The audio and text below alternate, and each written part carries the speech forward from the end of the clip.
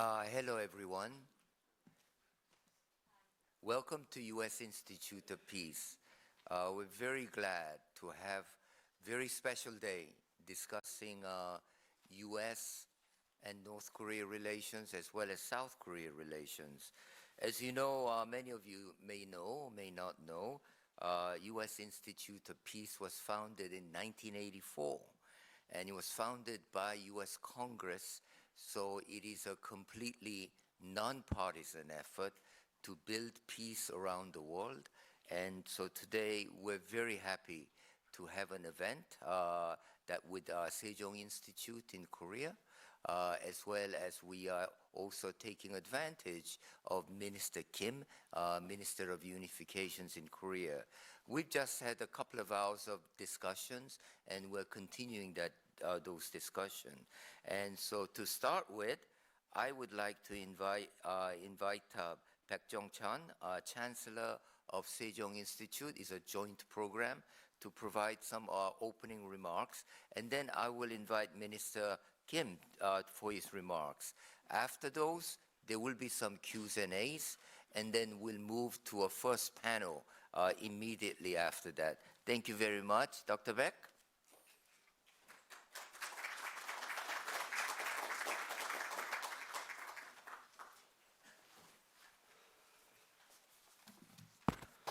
네, 방금 소개받은 백종차입니다.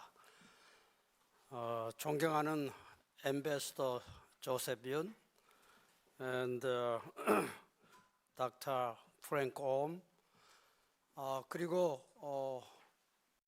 Okay.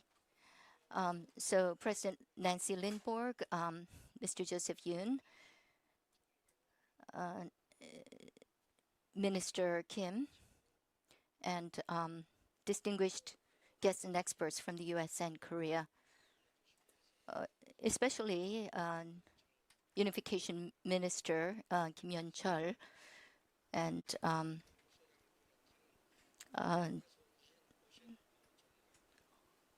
on behalf of the President Baek Hak-sun, and ladies and gentlemen.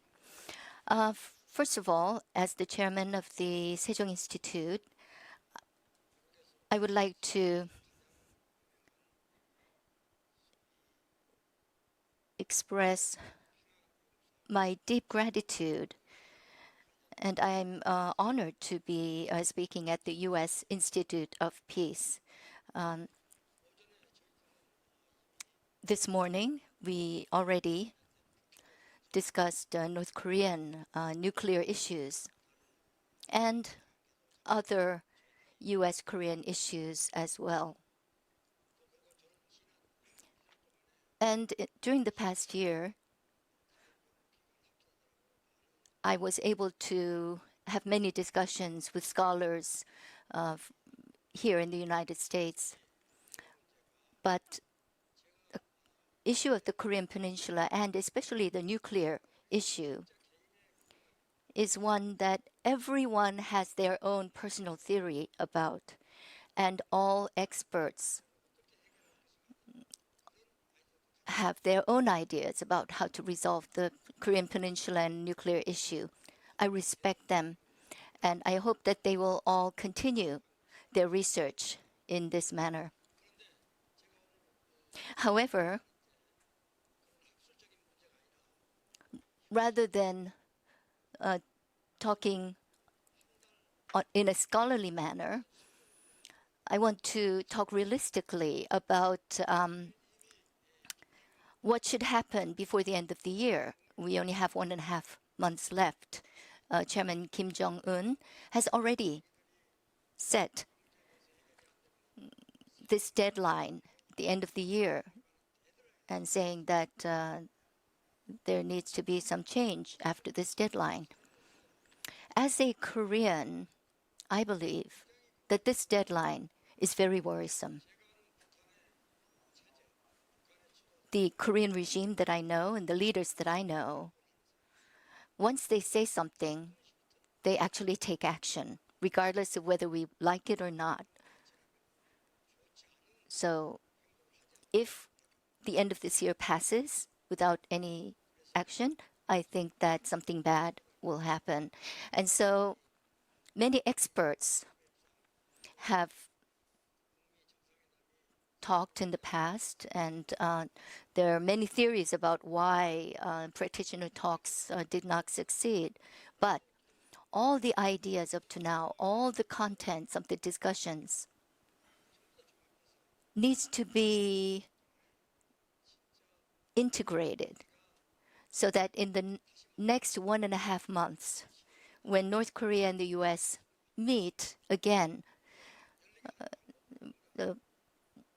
so in what way should we meet, or who should meet, which practitioners? We need to be in agreement on this. And in this morning, we talked about how to bring North Korea to the negotiating table.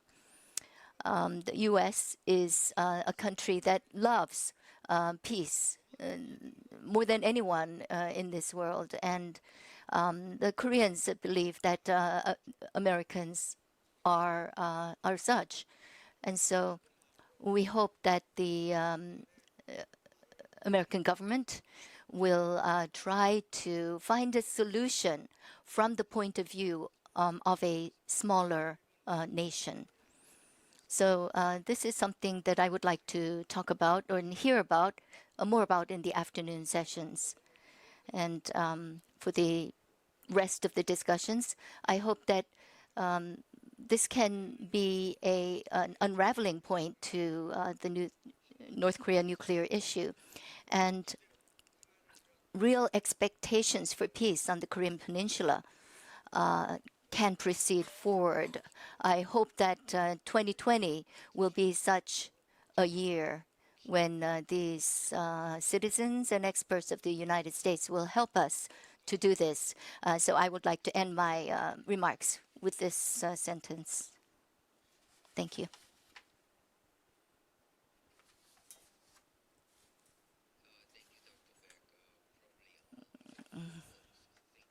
Of security and strategic studies in Korea, and I knew him when he was the National Security Advisor some 12, 14 years ago.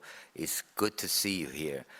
Next, I would like to introduce Unification Minister Kim Yeon-chul. In fact, I met him about 6-7 months ago when he was still the head of Korean Institute of National Unification, keynote. And it was at that time we talked about doing a program like this in USIP, and we talked about, actually it's a forthcoming study from US Institute of Peace on peace regime on Korean Peninsula. So actually that study was very much inspired by Minister Kim, and I'm very happy that he got a big promotion.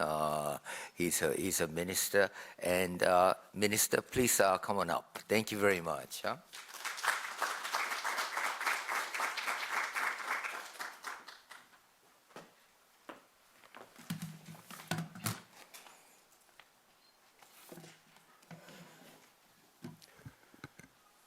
Yeah. Good afternoon. I am Kim Yeon-chul, Minister of Unification for the Republic of Korea. I would like to extend a sincere welcome to all of you who have come to the Korea Global Forum's U.S. seminar. I'd like to express my many thanks to Jung Chun-baek, Chairman of the Sejong Institute, and Ambassador Joseph Yoon of the United States Institute of Peace, and to all distinguished guests. Cooperation between South Korea and the U.S. being more important now than ever, I am conscious of the significance of directly explaining the South Korean government's policy on North Korea to America's top experts on the Korean Peninsula. I thank you all for the interest and affection you bring to bear on the Korean Peninsula, and I look forward to a substantial discussion that can light the way ahead on that path to peace, which South Korea and the United States have been traveling together.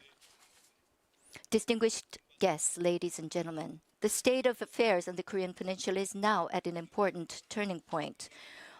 On October 5th, working levels talks in Stockholm restarted the clock of dialogue between the U.S. and North Korea that had come to a stop after the Hanoi summit of last February. Although an agreement was not reached, the spark of dialogue has not gone out. North Korea has repeatedly emphasized the deep trust that exists between both countries' leaders, while emphasizing the end of the year as the deadline for negotiations. The United States, too, with a stronger will than ever, is making the utmost effort to solve the problem at hand. This is a precious opportunity for the United States, for North Korea, and most of all for South Korea. We cannot let this opportunity pass because it will not come again. The solution to bringing about real progress in the peace process on the Korean Peninsula is not as far off as one might think. From past history, we already know that changes in relations are at the core of a solution to issues related to the Korean Peninsula.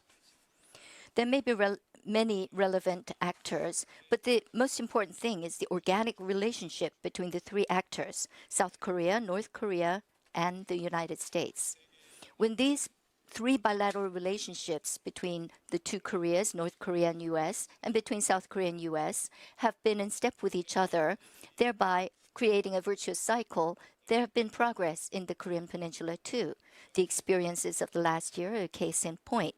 Dialogue between the two Koreas heightened North Korea's will to denuclearize and improve relations with the U.S. In a virtual cycle, this led to talks between U.S. and North Korea and to concrete measures. A new transformation of this triangular relationship is needed in the current standstill so that the resolution of issues related to the Korean Peninsula can regain momentum and make progress. Last September, at a summit held on the sidelines of the UN General Assembly, the leaders of the United States and South Korea affirmed the need to transform the relations between the two Koreas, as well as the relationship between North Korea and the United States.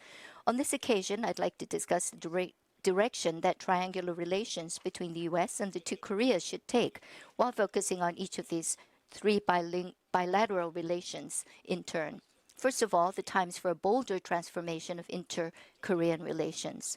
Since the truce of 1953, inter-Korean relations have repeatedly stopped and started, moving alternately towards peace and war, towards understanding and misunderstanding, towards the future and the past. Last year, dazzling and unprecedented results were achieved. But as progress slowed in denuclearization talks, we have again entered a state of lull. The road ahead for inter-Korean relations remains a long one, and there are many issues that need to be resolved. Most urgent of all is the need to address the greatest tragedy of division, namely the problem of separated families. Of the 133,000 members of separated families who have applied to the South Korean government for family reunions, some 60% have already passed away. The surviving 53,000 applicants are reaching an average age of 81 years. Their simple but desperate hopes are to confirm whether family members are alive or dead, or at least travel to the vicinity of their home region before any more time is lost. We have to enable these people to meet their families before their death. This urgent humanitarian problem must take precedence before any political considerations. The South Korean government is also aware that members of some separated families reside in the United States. Recently, while expressing condolences in regard to the passing of President Moon Jae-in's mother, President Trump indicated an interest in the issue of separated families. South and North Korea have already agreed to open a permanent meeting place as part of a fundamental solution to the problem of separated families. The South Korean government is doing its utmost for the speedy implementation of this agreement. The South Korean government also bears the responsibility to solve a variety of other problems that have arisen as a result of division. This is a duty stipulated by our Constitution and our legislation. Moreover, the inter-Korean relationship can achieve harmony with the shared American and South Korean goal of denuclearized peninsula and a peace system, and become a useful route for encouraging North Korea to make the right choices. So far, it has been our historical experience that when relations are good between the two Koreas, North Korean nuclear threat lessens. Last year, we saw directly that by leading the way, inter-Korean relationship ushered in the improvement of relations between North Korea and the U.S., as well as the peace process on the Korean Peninsula. Furthermore, the implementation of measures for the relaxation of military tensions that were agreed to in the Pyongyang Joint Declaration of 2018 have dramatically reduced the danger of accidental military clashes and created favorable conditions for denuclearization talks. The denuclearization of the Korean Peninsula and the establishment of a permanent peace are important concerns for the United States, but they're the most important concerns of all to South Korea, whose future and fate depend on them. The South Korean government is constantly exploring plans for the development of an inter-Korean relationship that can contribute to the improvement of relations between U.S. and North Korea, as well as to progress in the peace process on the Korean Peninsula. It's true that various external conditions greatly limit the room within which inter-Korean relations can operate, but there certainly exist roles that the inter-Korean relationship must play in the process of building peace on the peninsula. If the inter-Korean relationship is tied and bound, relations between the U.S. and North Korea will also have a hard time progressing beyond a certain level. At this point, the important thing is for leaders of the two Koreas to implement carefully the items agreed to in last year's summits of Panmunjom and Pyongyang. Recently, North Korea approached the South Korean government and relevant business operators with a demand for removal of decrepit facilities from Mount Kumgang, which it intends to make into an international tourist area. At the same time, however, North Korea made it clear that removal would proceed through consultation and that South Korean citizens would also be welcome at Mount Kumgang. In the 10 years after the first cruise ship left harbor in 1998, 1,930,000 South Korean citizens visited the Kumgang Mountains, making them a symbol of inter-Korean exchange and cooperation, and a place in which citizens of North and South Korea could meet and interact. Last year, the leaders of South and North Korea agreed on a plan to normalize tourist operations in Kumgang Mountains when conditions are prepared.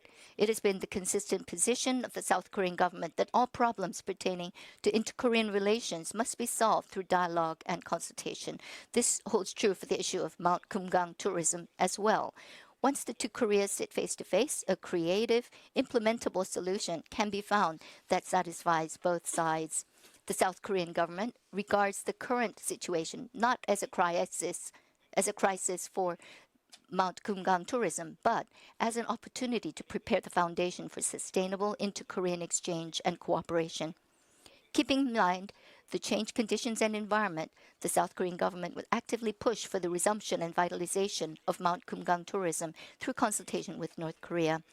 Expanding the scope of cooperation, a joint inter-Korean tourist area will be created along part of the East Sea coast, and inter-Korean human exchanges will be vitalized in accordance with the agreement reached by North and South Korea, South and North Korea and the Pyongyang Joint Declaration. In addition, President Moon proposed in his speech at the UN General Assembly that the DMZ will be turned into an international peace zone.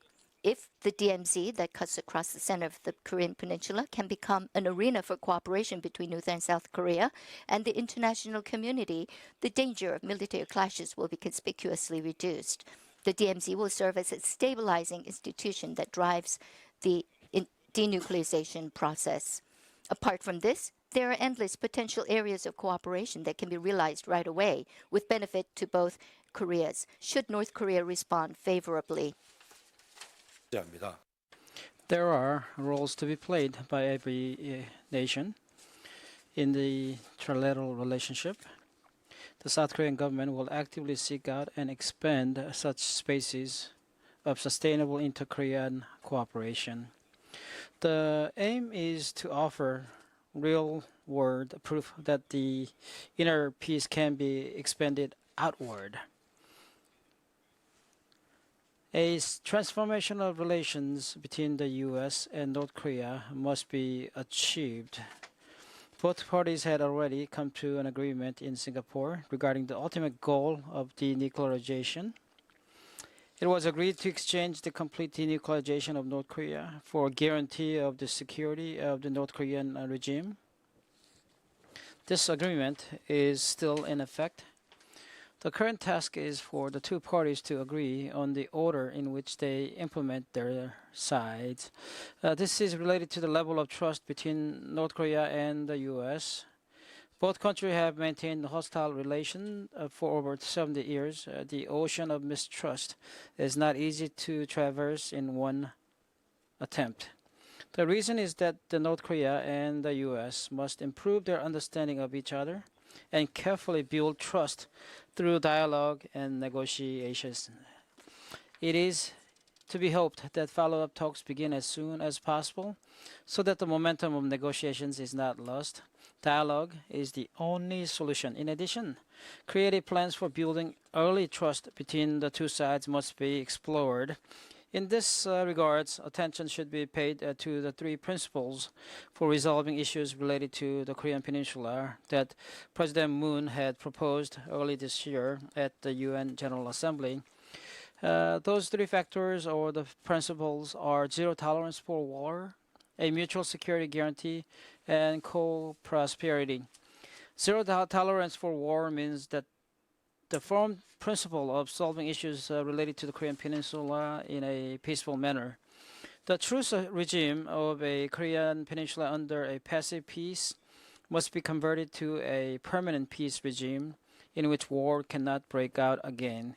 This will be a benefit to America and the entire international community. A mutual security guarantee means creating the security environment in which North Korea can concentrate on denuclearization measures.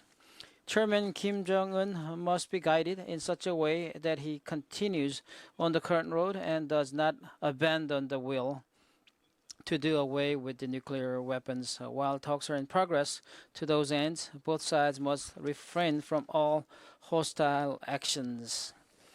Last year, the decision to postpone joint military exercise between South Korea and the U.S. created positive conditions for progress in the peace process on the Korean Peninsula. The co-prosperity means a virtuous cycle for peace and the economy. When peace yields practical benefits to the parties maintaining it, the building of an even firmer peace becomes possible. By encouraging North Korea to choose economy and prosperity instead of nuclear weapons, denuclearization can be driven forward and military tensions reduced.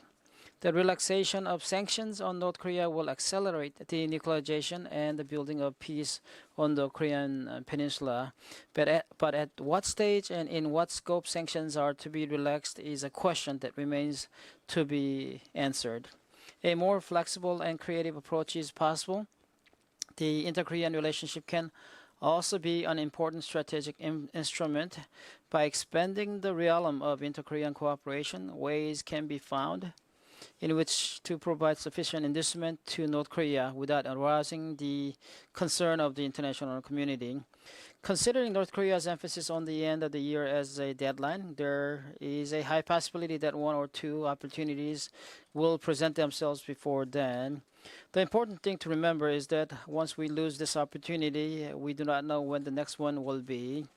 The opportunities of the present must be used to the full effect and not squandered. The experience of past failures can serve as a good lesson. It is difficult to build trust while maintaining hostile policies. The time has come for the North Korea and the U.S. to end their long history of hostile relations. For the Korean peace process to become more effective, we have to have a strong relationship between the U.S. and Korea. For the past six years, the alliance between South Korea and the U.S. has played a key role and rendered important services in keeping peace and stability on the Korean Peninsula. Last year, in particular, close cooperation between South Korea and the U.S. Allowed for a much stronger stance towards North Korea. We must now move forward and firmly consolidate peace on the Korean Peninsula on the basis of the results achieved during that time. The 4 points set out by the U.S. and North Korea in the Singapore Agreement are milestones showing the way forward for peace process on the Korean Peninsula. The U.S. and Korea must join forces so that progress is achieved in each of those 4 pillars. To those ends, both inter-Korean relations and relations between North Korea and the U.S. must be transformed. A virtuous cycle in the tripartite relationship between North and South Korea and the U.S. must be brought about. with North and South Korea staking out a space for sustainable cooperation, and North Korea and the U.S. carefully building trust between them. We have a common purpose. We have worked together. We have combined wisdom, overcoming adversities. The history of the alliance between South Korea and the U.S. is one of growth upon growth in an ever-changing environment. In the future, too, South Korea and the U.S. will continue to serve the peace and stability of Korean Peninsula and Northeast Asia while constantly adjusting and fine-tuning their roles. I appreciate your time today, and thank you.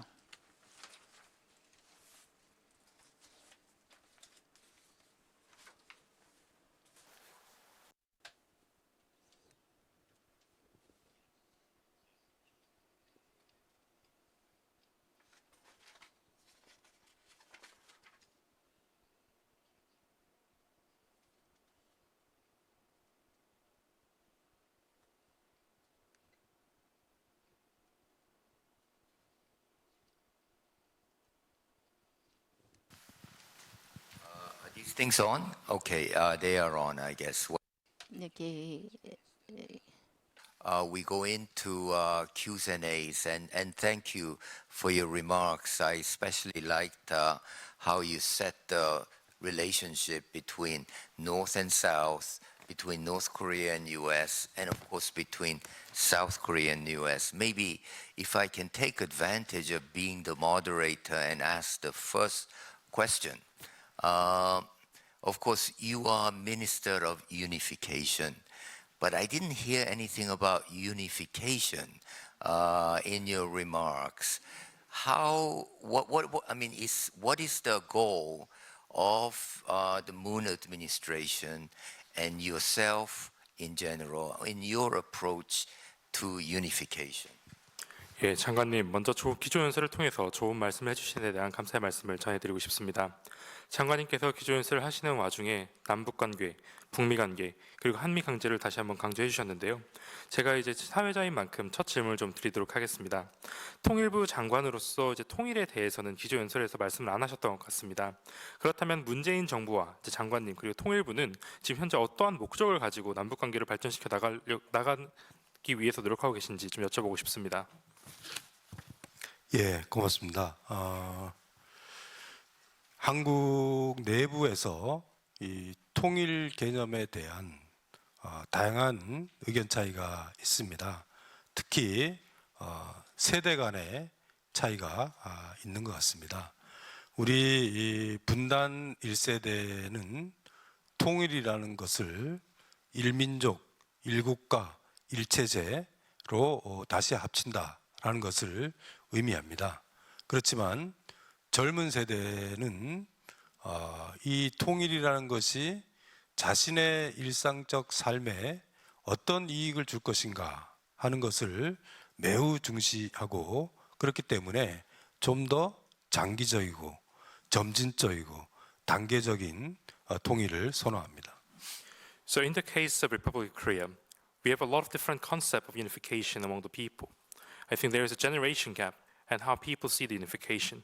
The first generation of the people who have experienced the separation of a country believes that the unification should come as a one nation, one system, and a one country. However, the younger generation of our people believes in different things. They believe that it is important for the unification to bring benefit to their day-to-day lives. Therefore, they want to have a gradual and long-term approach for a unification process.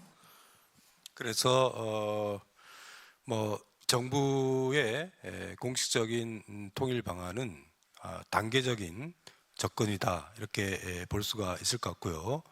한국 사회 내부적으로는 통일에 앞서서 평화라는 것이 매우 중요하고 남북 간의 차이들을 점진적으로 해소해 나가면서 공존과 공동 번영을 하는 것이 매우 중요하다라는 컨센서스가 있습니다.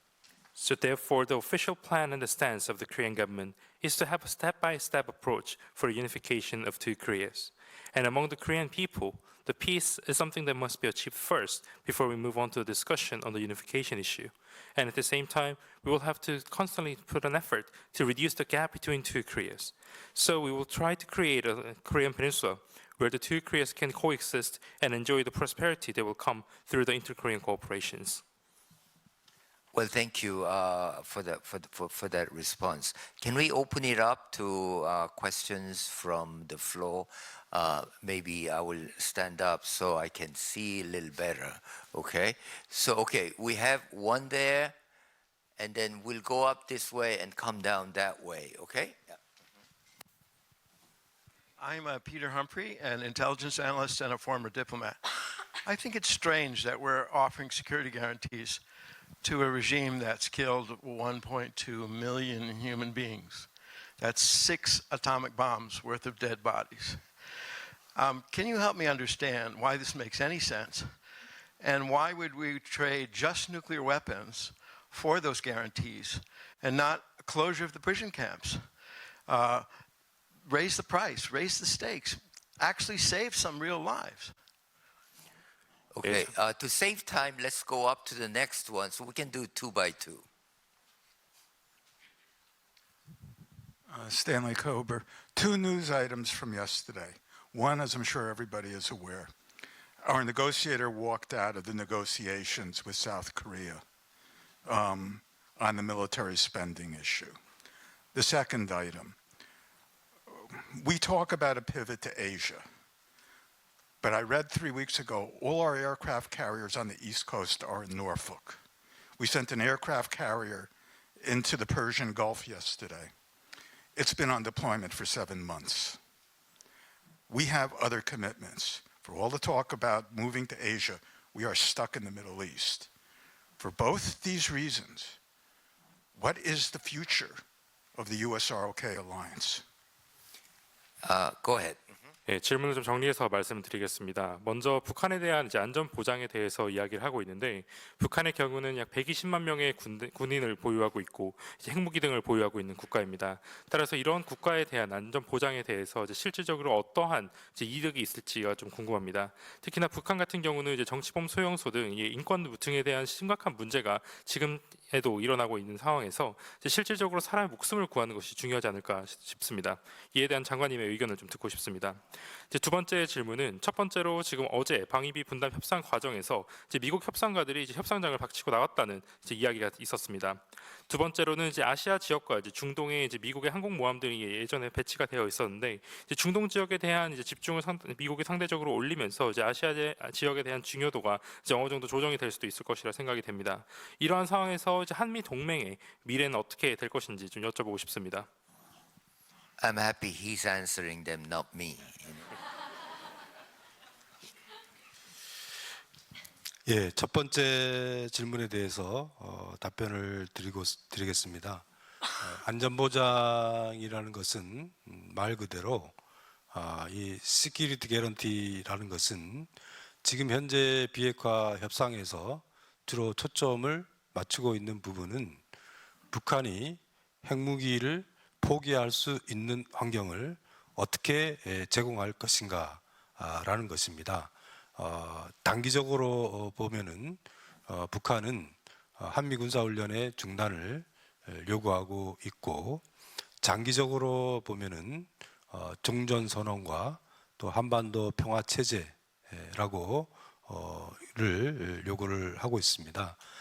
이런 부분들은 뭐 조세균 대사님도 잘 아시겠지만은 한반도 평화 체제에 대한 논의의 역사는 매우 깁니다.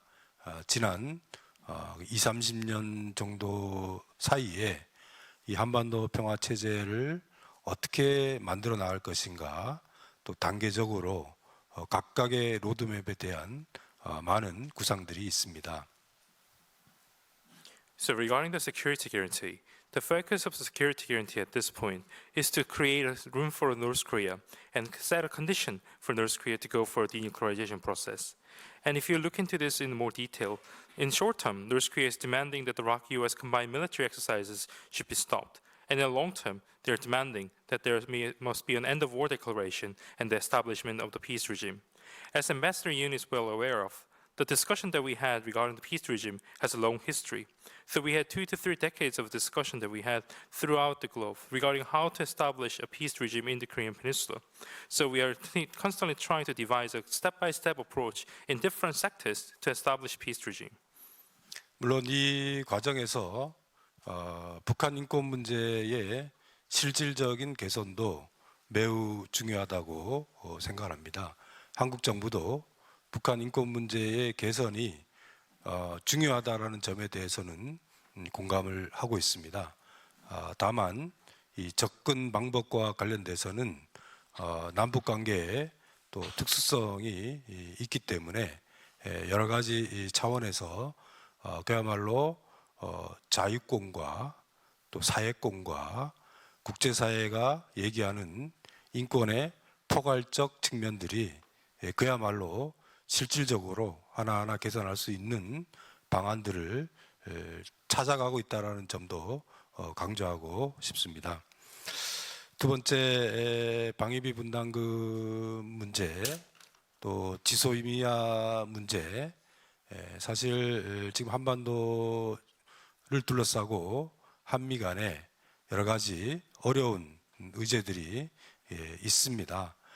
이런 의제들이 북핵 협상의 그야말로 집중도를 약화시키지 않을까라는 걱정들도 있습니다. 방위비 분담금 협상에 대해서 제가 구체적으로 말씀드리기는 어려울 것 같지만은 제가 아까도 강조했지만 한미 동맹이 지나온 길들을 보면은 아주 예민하고 민감한 문제들을 또 슬기롭게 극복한 경험들이 있습니다.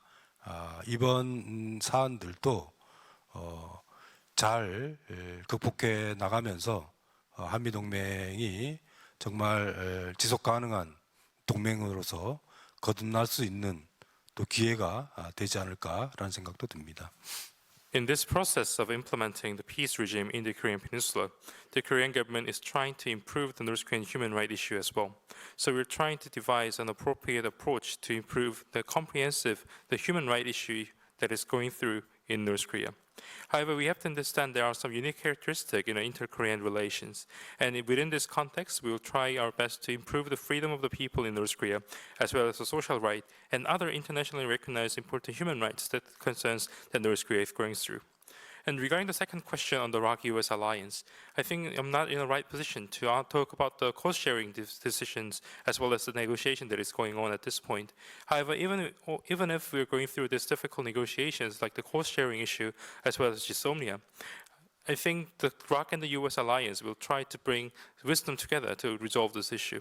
However, my concern is that these kind of issues between two countries might reduce the focus and the concentration on the denuclearization negotiation. So I sincerely hope that the alliance can bring wisdoms together to overcome given challenge. And once we overcome this challenge, we'll be able to establish a sustainable cooperation between the two countries. Thank you. Let's go to our friend David there. Not just because he's our friend, but Yeah. Thank you, Mr. Ambassador. Mr. Minister, thank you for your remarks. All Americans and all Koreans share the same values: freedom, individual liberty, liberal democracy, free market economy, and human rights. And I think that in your position, I'd like to emphasize, I really don't think we're going to see an end to the nuclear program or the crimes against humanity being committed in the North until there is a secure, stable, liberal, democratic government determined by the Korean people that might be called a United Republic of Korea. When we see that, I think then we'll see an end to the nuclear program and the human rights issues. My two questions are, how do you think that the United States and South Korea should work together towards what you have presented as a very unique human rights situation in the North. Kim Jong-un denies the human rights of Korean people in the North in order to remain in power. And second is what kind of support from the United States would you like toward unification and toward achieving Korean unification? How should the United States support that? The last three presidents of both Korea and the United States have all said peaceful unification is a goal. And even President Trump and President Moon on June 30th, 2017 said that South Korea will take the lead in establishing the conditions for peaceful unification. So how would you like the United States to support the unification process? 예, 장관님 좋은 말씀 감사합니다. 미국은 어떻게 보면 이제 자유와 이제 민주주의 그리고 시장 경제 체제의 기반으로 이제 자유로운 국가로 이제 발전해 나가고 있었지만 저희가 북한을 보았을 때는 인권 문제뿐만이 아니라 이제 핵 문제 그리고 이제 다양한 비인륜적 문제들이 지속적으로 발생하는 국가라고 생각이 됩니다. 저는 개인적으로 생각하는 것이 이러한 문제들이 이제 근본적으로 해결되기 위해서는 이제 북한에도 자유민주주의와 시장 경제 체제 등이 도입이 되어야 된다고 생각합니다. 이러한 과정에서 대한민국 정부도 이제 상당히 많은 노력을 해야 될 것이고 이제 북한을 한국처럼 바꾸지 않고서는 이러한 문제들의 해결이 어렵다고 생각이 됩니다. 그렇다면 이 과정에서 이제 한국과 미국은 다양한 협력을 진행하고 있습니다. 북한의 인권 문제 관련해서는 이제 김정은 위원장이 지속적으로 이러한 문제들을 외면하고 있고 이를 통해서 정권 유지하고 있는 상황입니다. 이 과정에서 이제 어떻게 이러한 문제를 해결할 수 있을 것이라 생각이 되시는지요? 두 번째는 이제 한미 동맹 관계 그리고 이제 미국의 지원이 다양한 분야에서 있을 수 있겠으나 이제 한반도의 통일을 위해서 이제 미국이 어떠한 역할을 수행할 수 있을지 말씀해 주시면 감사하겠습니다. 특히나 이제 문재인 대통령과 트럼프 대통령께서 정상회담을 하는 과정에서도 이제 한반도의 평화 통일을 위해서 이제 미국이 다양한 지원을 하겠다라는 말씀을 하셨던 것 같습니다. 이 과정에서 미국의 역할이 어떤 것이 있을지 말씀해 주시면 감사하겠습니다. 예, 먼저 북한의 변화와 관련돼서는 한꺼번에 모든 것을 미국이 원하는 또 한국이 원하는 그런 것을 이루기는 쉽지 않을 거라고 생각을 합니다. 이 변화를 어떻게 변화가 가능할 수 있는 환경들을 조건들을 어떻게 만들어 나갈 것인가 하는 것인데요. 한국의 입장에서 북한의 변화와 관련돼서는 정부마다 약간의 정책의 차이들이 있지만은 문재인 정부는 기본적으로 접촉을 통한 변화라는 개념에 입각해 있습니다. 아시다시피 서로 접촉을 하면서 관계를 맺어나가면서 변화들을 가져나가는 것이 바람직하다라고 생각을 하고 있습니다. So first of all, if we want to bring change to North Korea, we cannot bring every change that we want at once. Therefore, we should constantly try to set condition and shape the environment for North Korea to make a gradual change.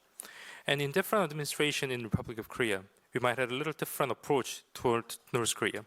However, the approach that we have from Moon Jae-in administration is that we want to bring change in North Korea through the contact and the engagement.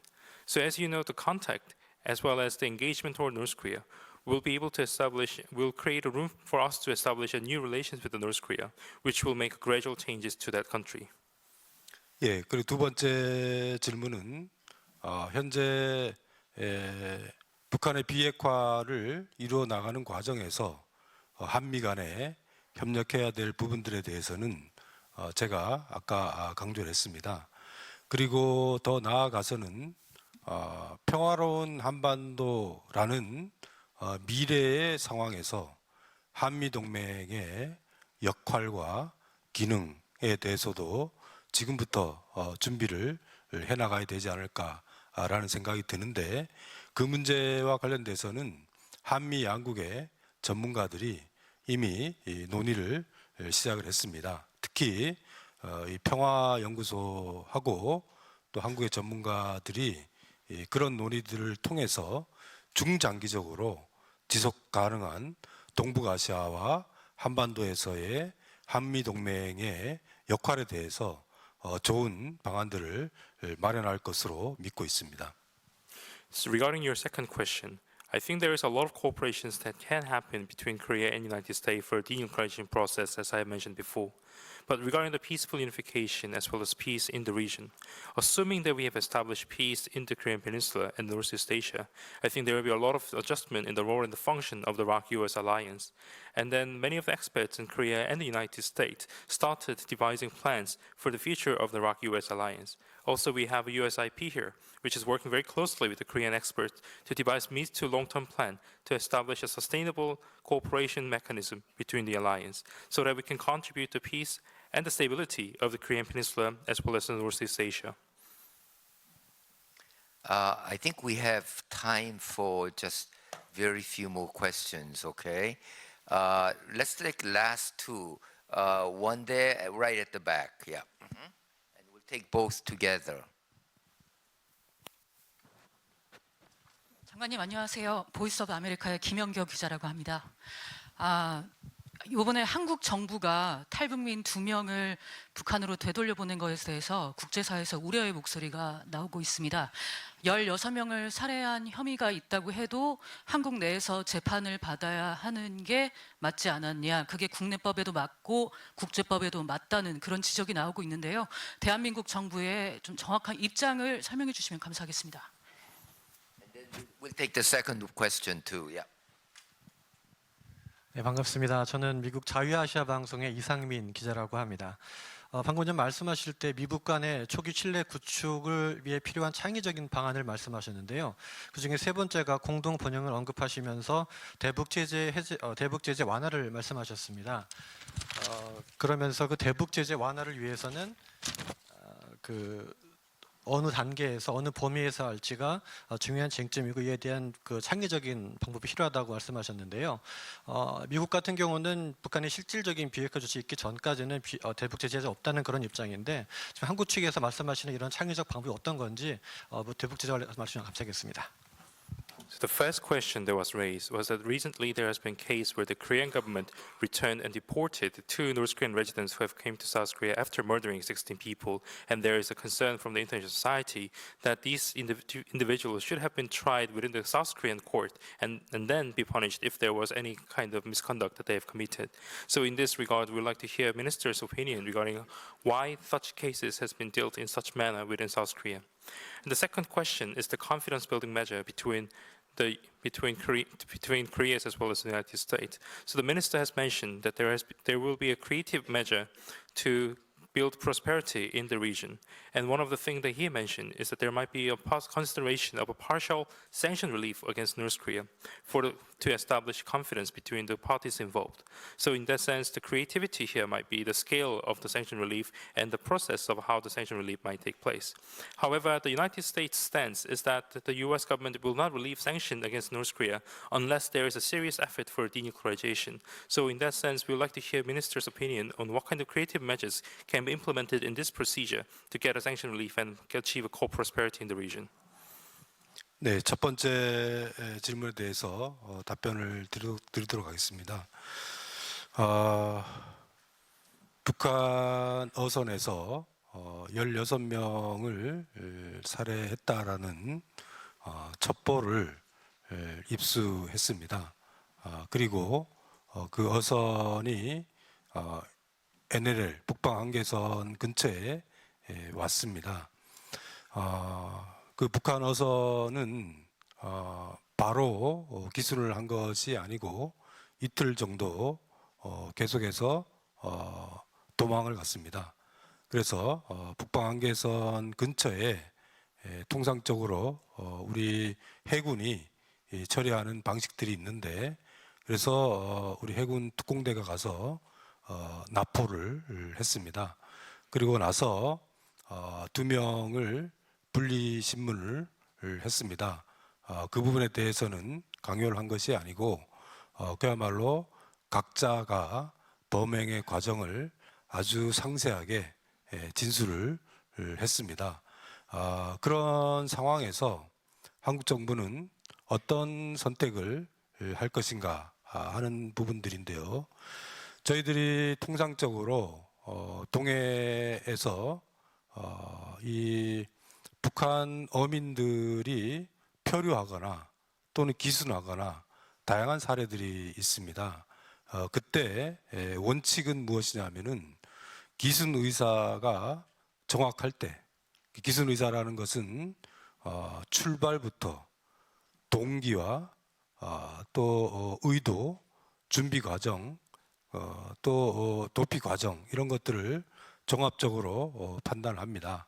근데 이번 같은 경우에는 기순 의사의 진정성을 수용하기는 어려웠다라는 것이고 기순 의사를 밝혔다기보다는 물론 기순 의사를 밝혔지만은 그것이 일종의 범행에 대한 도피 목적으로 해석을 했습니다.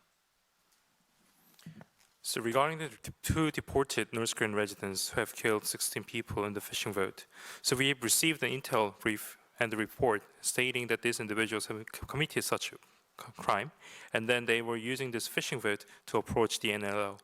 And when they approached the NLL, they have not come to the southern Korean part of the NLL, but ran away from our inspections for a couple days. And after the ROK Navy seized these individuals, we went through this joint investigation and interrogation process. So we put these individuals in two separate rooms for interrogation. And during the time, they have confessed the murdering of the 16 individuals, and they had a very detailed explanation. So therefore, we thought the crime that they've committed has something that we can trust. And then later on, when these individuals have completed their interrogation process, the Korean government had to make a decision. So usually, when North Korean fishing boats crosses the NLL, come to the East Sea of South Korea, there's two different cases. One is an accidental approach to South Korea's sea, and the second one is that there are some people who want to defect from North Korea and uses the boat to come to the South Korean side. And during the time when we have an interrogation of these individuals, we will ask their will for defection. And there are some fishermen who want to return to their country, and there are some people who want to stay in South Korea. And when we evaluate the will that they have, we have a comprehensive review process to check the sincerity of their will. We will go through their preparation settings as well as the will and all the kind of things that these individuals say during the interrogation and make a decision to protect these individuals under South Korean law or to return them to North Korea.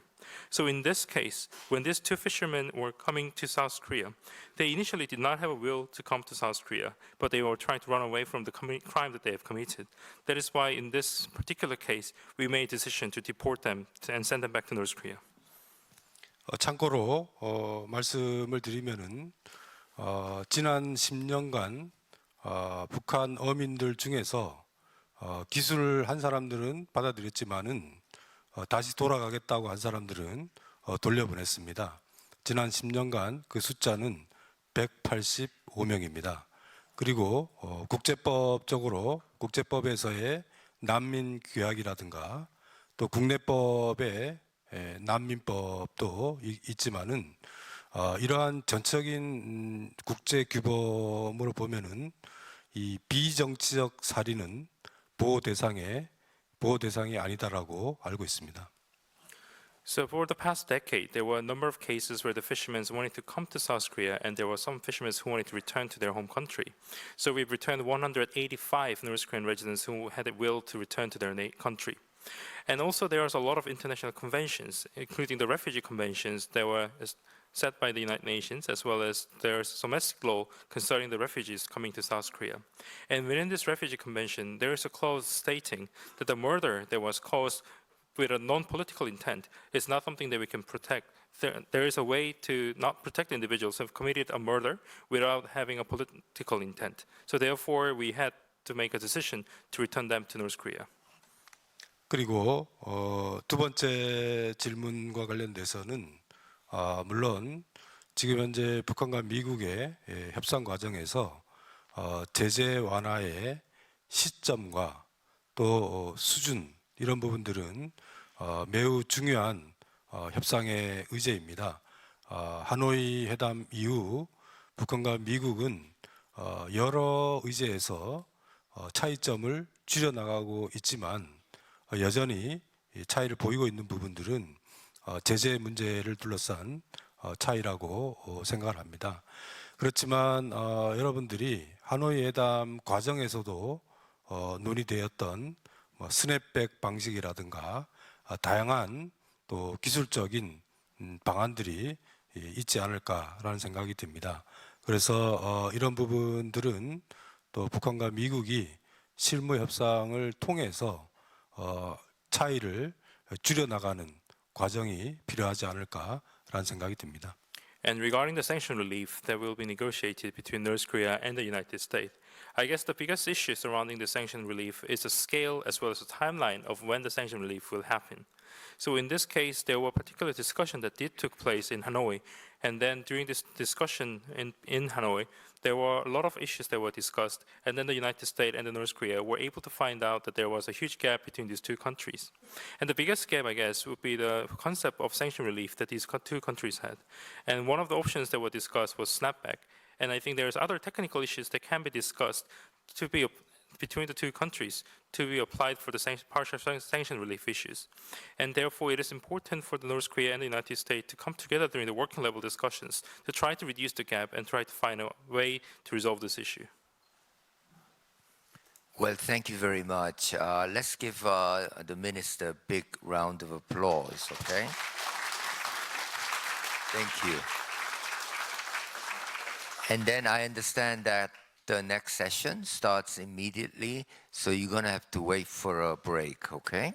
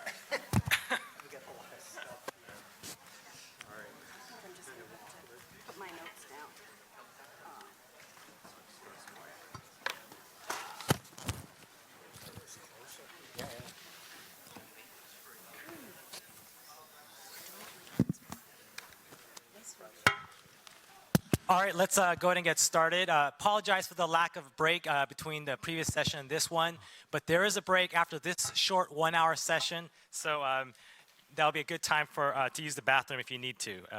So welcome to this first session. My name is Frank Am. I run the North Korea program here at USIP, and this session is on denuclearization and a peace regime for the Korean Peninsula. I was hoping that we'd be in a more positive situation than we are today. Basically, since the first summit between President Trump and Chairman Kim in Singapore in June 2018, the two sides have not been able to find common ground on denuclearization steps, as well as sanctions relief and other corresponding measures. Today, we're just over a month away from the end of the year deadline that North Korea has set. So I think North Korea has also refused to re-engage with the U.S. Both at the working level as well as at the leader level, until the U.S. indicates a willingness to offer more flexibility on denuclearization, on sanctions relief and security guarantees. So the two main questions we have before us today is, what are the prospects for any sort of agreement before the end of the year? And two, if there is no agreement, what does it mean for tensions on the peninsula and for inter-Korean peacebuilding measures? We have an excellent panel here today who will share their thoughts and insights on these questions. I'll give them about 7 minutes or so to speak, and then we can open up for a discussion with the audience. And let me quickly introduce the panelists in the order that they will speak. First, we have Dr. Yeon-chul, who is a professor of political science and international relations at Sejong University. He also serves as an advisor to the Ministry of Unification. Next, we have Joel Witt, who is a senior fellow at the Stimson Center and the director of 38 North. He was also a former State Department official who helped to implement the 1994 Geneva Agreed Framework, as well as its implementation. Third, we have Dr. Lee Hae-jung, who is also a professor of political science and international relations at Chungang University. He's also an advisor for the Ministry of Unification, as well as for the Blue House, their Office of National Security. And then last, we have Jean Lee, who is the director of the Korea Center at the Wilson Center. She was the Korea bureau chief for the Associated Press from 2008 to 2013, and she also established the Pyongyang bureau for AP in 2012. So with that, let's go ahead and start with Dr. Lee to my left.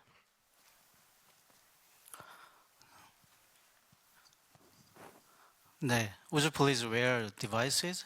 Yeah. I try to talk in English. In Korean, sorry. The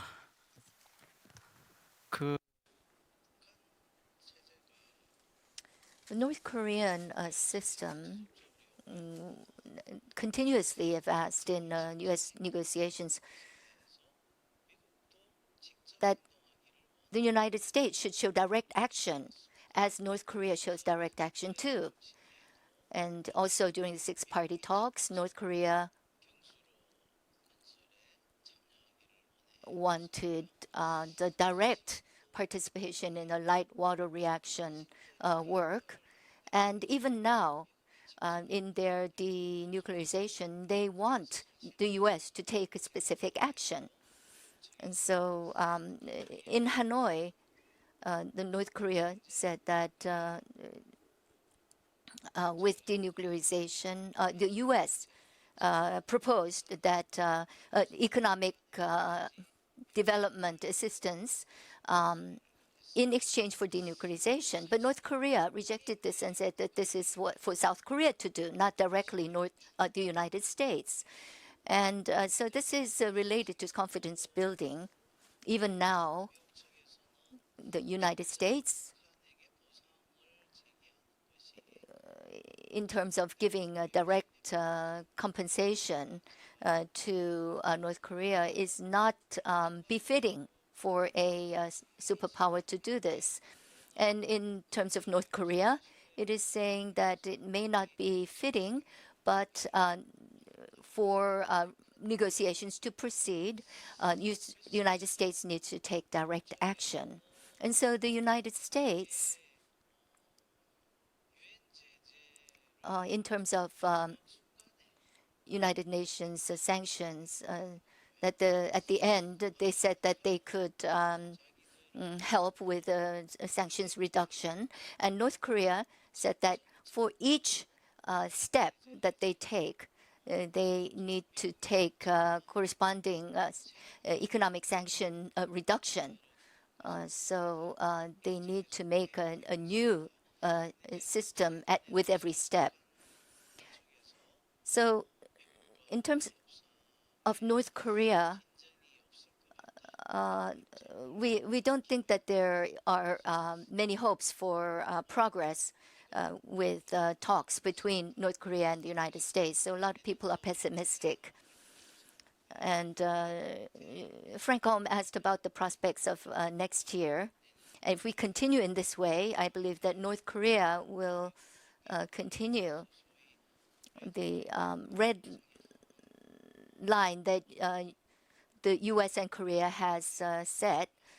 They may transgress that red line. And I think the biggest victims of that transgression will be South Korea. To avoid this situation, the South Korean government is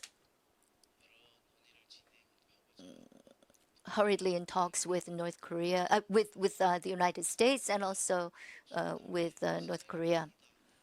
So there's a Korean saying that taking the first step is half of the progress, entire progress.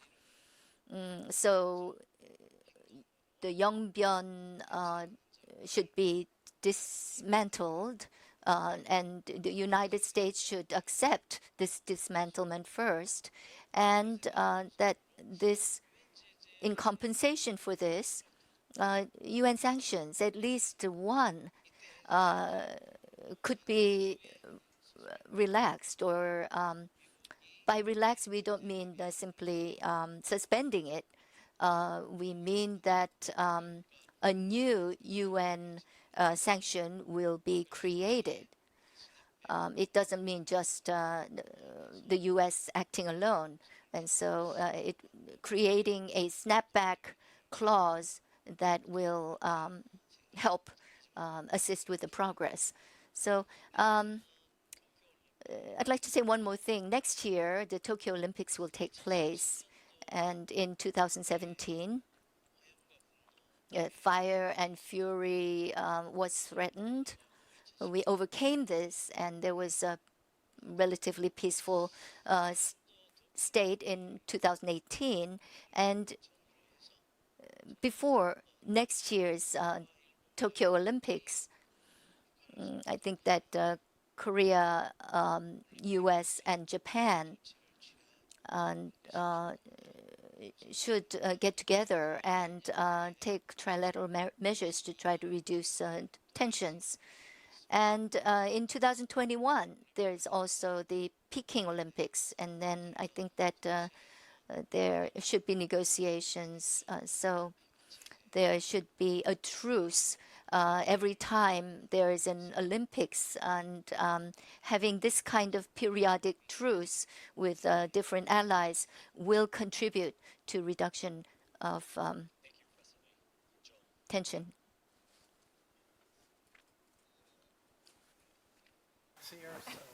Please bear with me. It's on. It's on? Okay, great. Let me get rid of this piece of electronics. Thanks, Frank. I really appreciate the invitation to talk here today.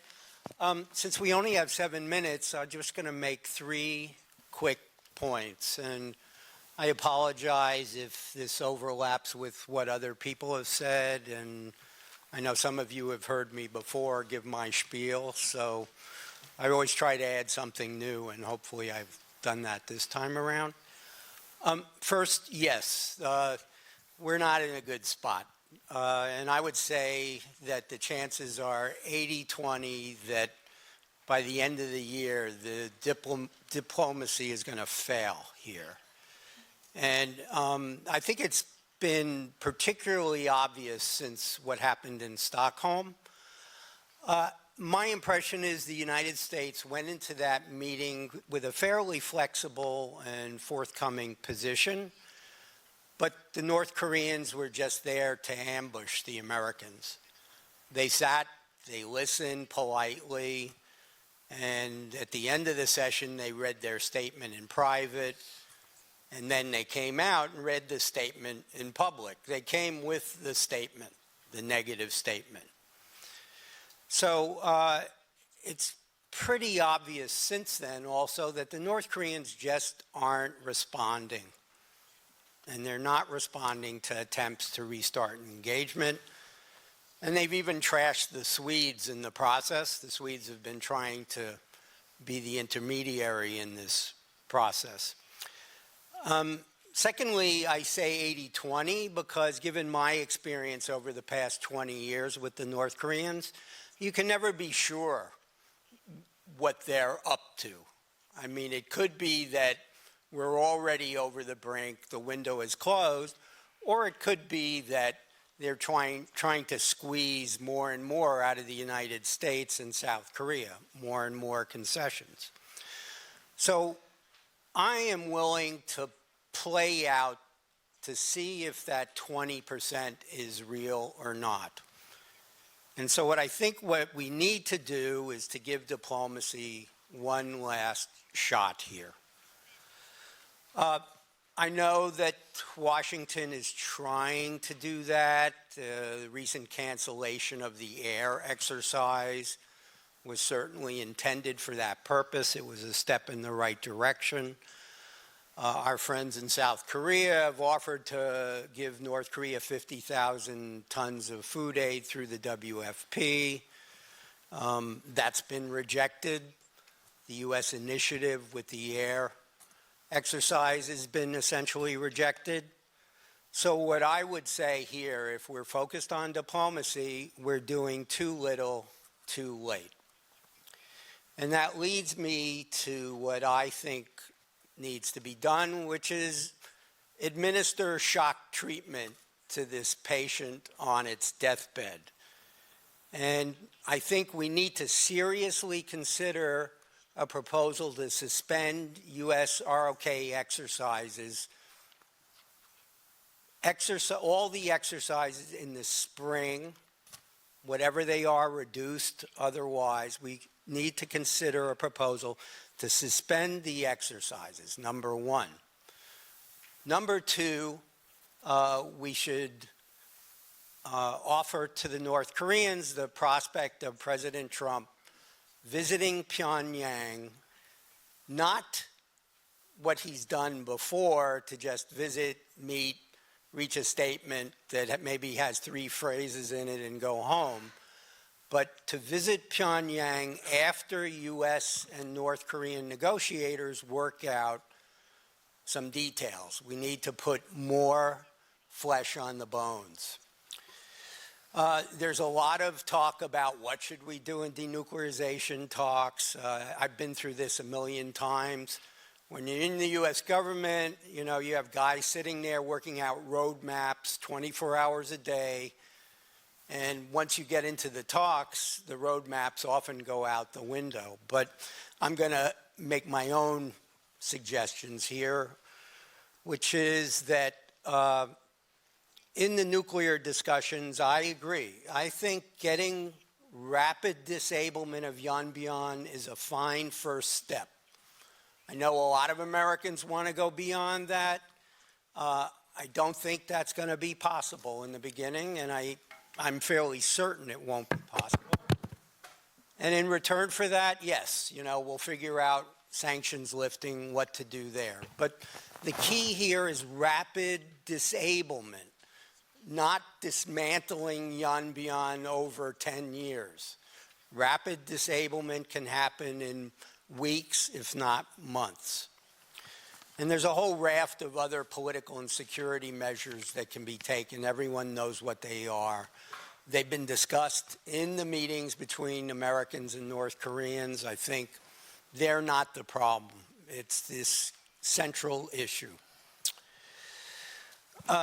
Third, since this is only 20%, a 20% chance of success, we need to be prepared for failure. And quite frankly, right now, we aren't even close to being prepared for failure. And I'll just mention one thing. In order to be prepared for failure, we need a strong alliance. That's the bedrock of maximum pressure, if maximum pressure is possible, which I don't think it is. But in any case, that's the bedrock. And how can we have the bedrock ready if we're in the middle of this big dispute about cost sharing, which I think is going to be very corrosive? And on top of that, if the diplomacy fails and North Korea starts, I don't know how they'll, how the future will proceed, but there'll certainly maybe missile tests at the very least. Nuclear tests, I don't know, but that's going to generate pressures to beef up the alliance, to strengthen our capabilities in South Korea, like THAAD, or even, it's quite possible, although probably not the Moon administration, but it's possible there will be growing pressures to redeploy American nuclear weapons in South Korea. I think the combination of these trends is going to create great stress on the alliance. Certainly with the Moon administration, I don't know how it would react to if we wanted to beef up the missile defenses in South Korea, and also with whatever comes after the Moon administration. So these are going to be serious problems with the alliance that we're not even thinking about now. We need to look beyond the diplomacy with North Korea and try to look a little bit over the horizon to prepare for things if they don't work well. I'll stop there. Thanks, Joel. I know people don't like to give predictions or be too prescriptive, so I appreciate that you're very specific in some of your recommendations. Professor Lee. Yeah, apologies first. Term, I will not be specific, and I think we are at a critical juncture, faced with changes whose scale is epic and structural and potentially transformative. And I'd like to give some observation on focusing on asymmetries and the relationship between North Korea and United States on the issue of denuclearization. I think it's still the basic terms of deal is asymmetrical in the specific sense that North Korea had to abandon or give up their capabilities. And in return, they want sort of U.S. stopping abandonment of so-called, what they call, hostile policies. So it is a trade or deal between capabilities on the one hand and willingness on the other hand. So it is asymmetrical because United States, even if U.S. totally agree with North Korean demand that just abandonment of its hostile, so-called hostile policy, United States had the capabilities to destroy North Korea. And second point, in terms of capabilities, the asymmetry on the one hand, North Korea, and on the other hand, United States, aligned with South Korea, has been increasing because the Trump administration sort of doubled down on military capabilities, increase all the conventional and nuclear capabilities, and South Korea as well. So ironically, after a lot of engagement from the beginning of 2018, the asymmetry actually has been increased. And in terms of willingness from the part of the United States, I think there is a asymmetry or mismatch. On the one hand, the United States abandoned its deal with, for example, with Russia, intermediate nuclear forces agreement, and it just broke its deal with Iran. But on the other hand, it's the Trump administration's official position is we are willing to engage USIP, North Korea. So there is a big gap between America's sort of overall or global policy on the issue of denuclearization and US policy toward North Korea. And last point on asymmetry between United States and North Korea.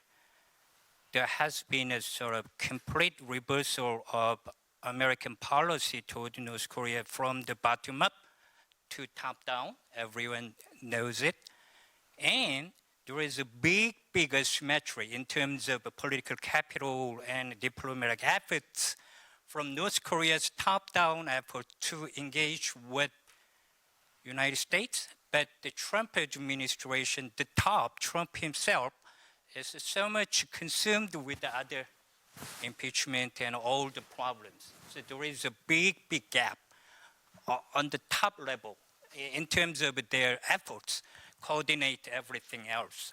So it is a sort of scholarly observation on the structural position and just very general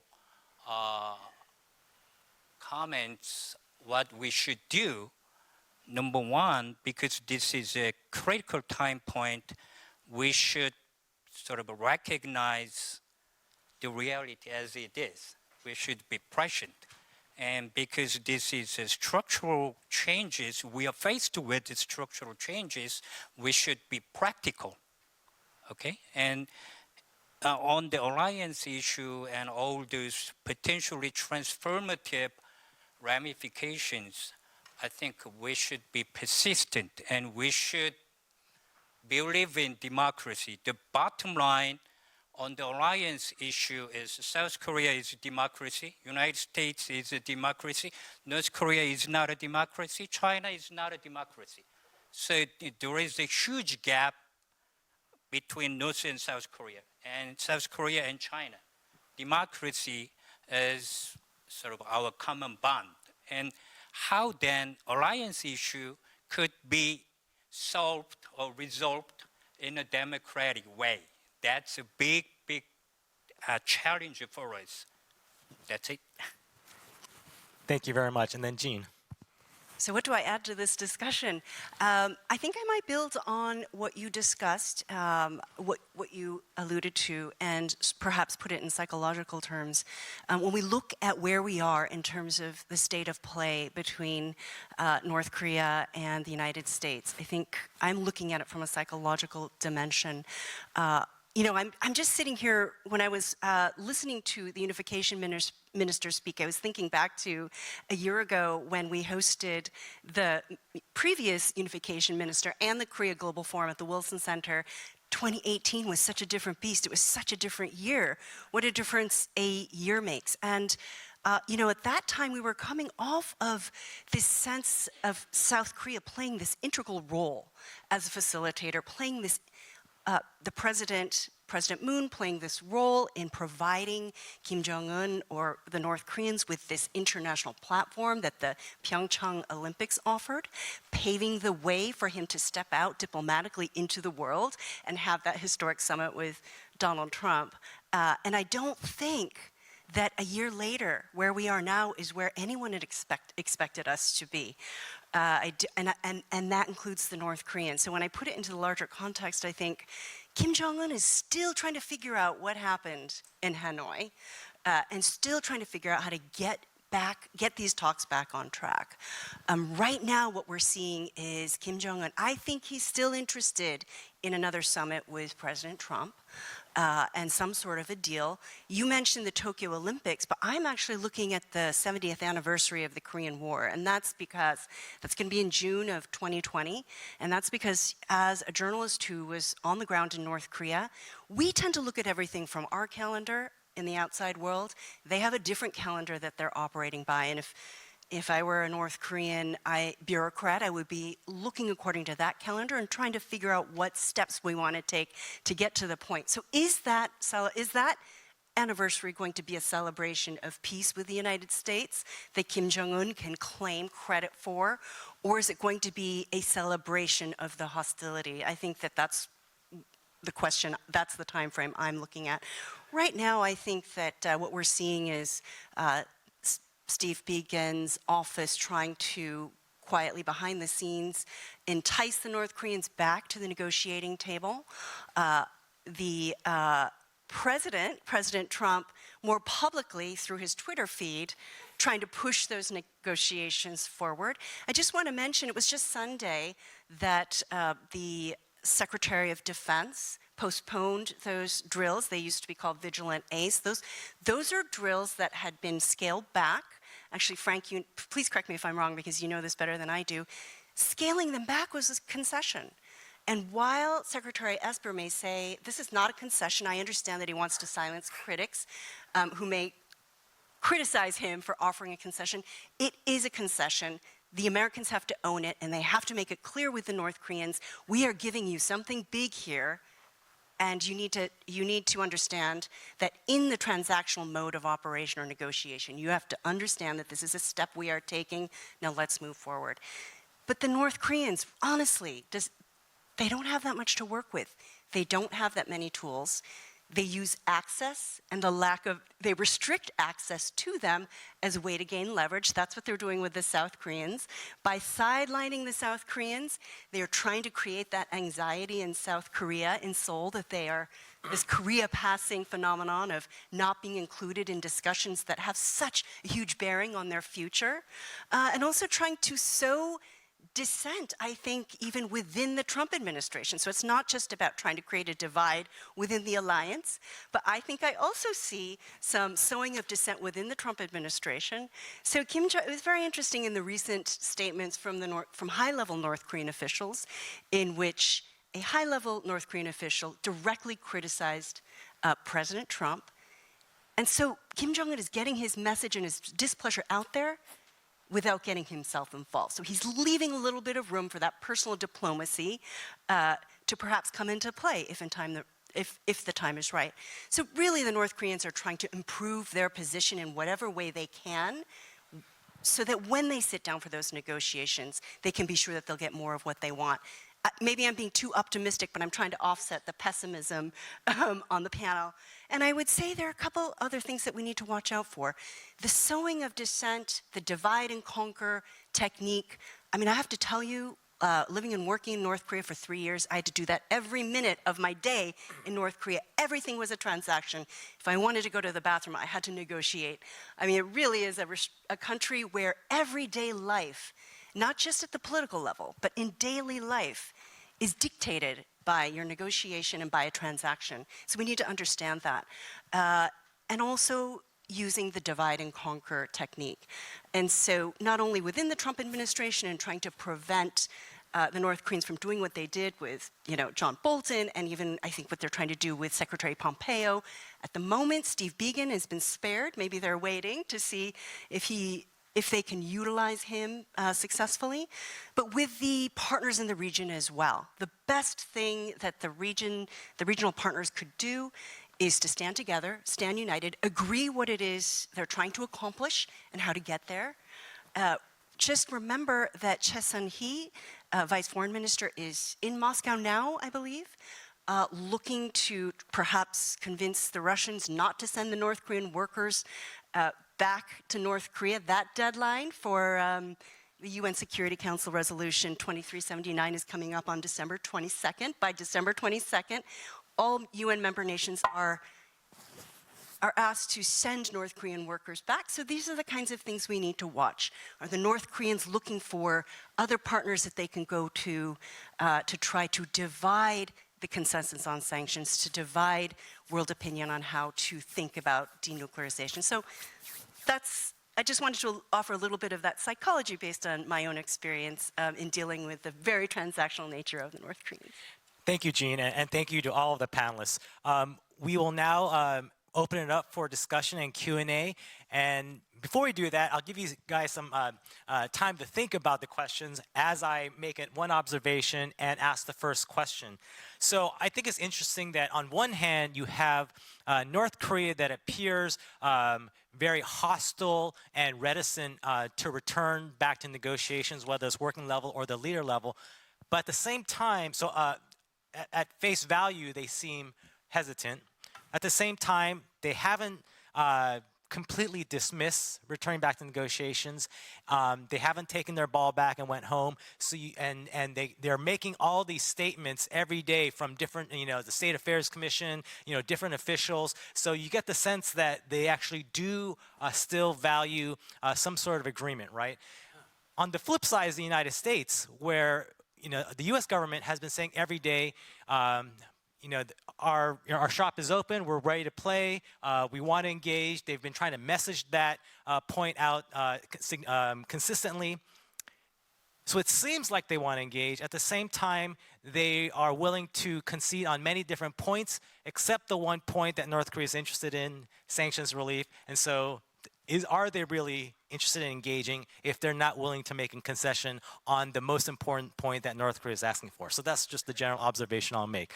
So my question to all the panelists is, as we think about sort of this Venn diagram, the basket of things that North Korea wants, the basket of things that the US wants and values, is there an overlap? No matter how small, is there a sliver of an overlap where there is a basis for some sort of agreement that can be reached? I think Joel already outlined a lot of things that are sort of already on the table, but is there something that can be the basis for some sort of interim or small-term, near-term agreement? And anyone can take that question. Please. 네.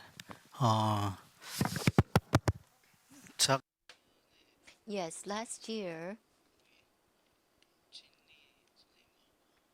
together with Jean Lee, we had a KGF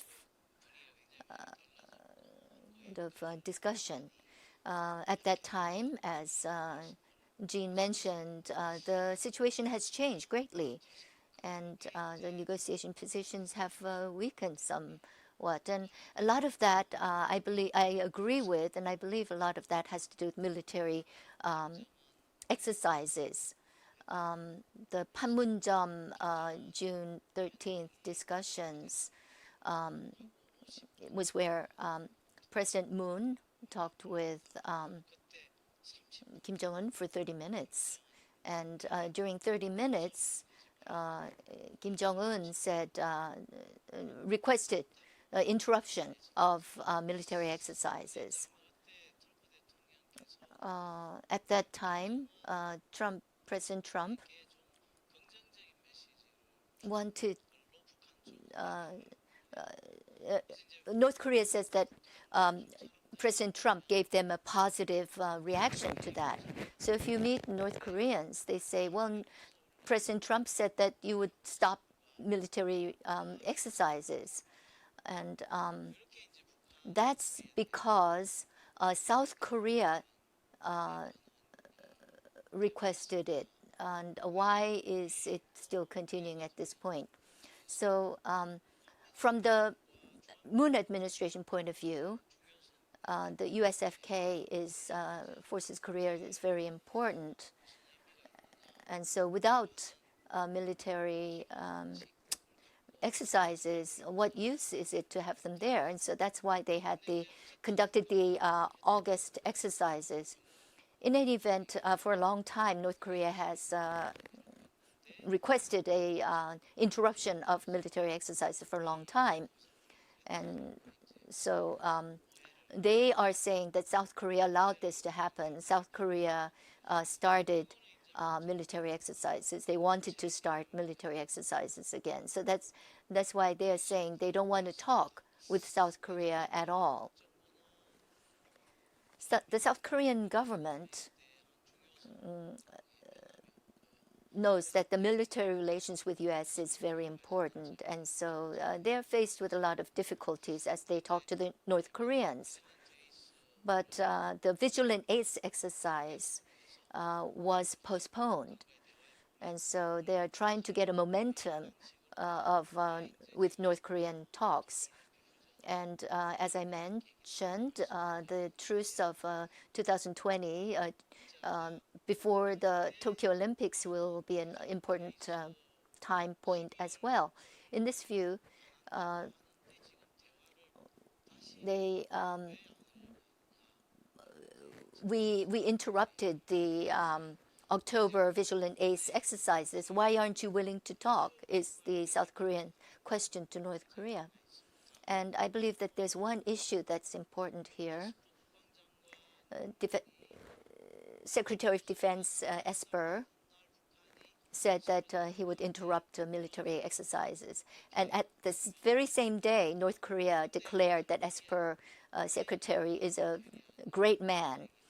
And then 2 days later, there was a critique of North Korea with the UN human rights resolution. But at that time, Japan was excluded. They stepped away from this resolution. So North Korea is saying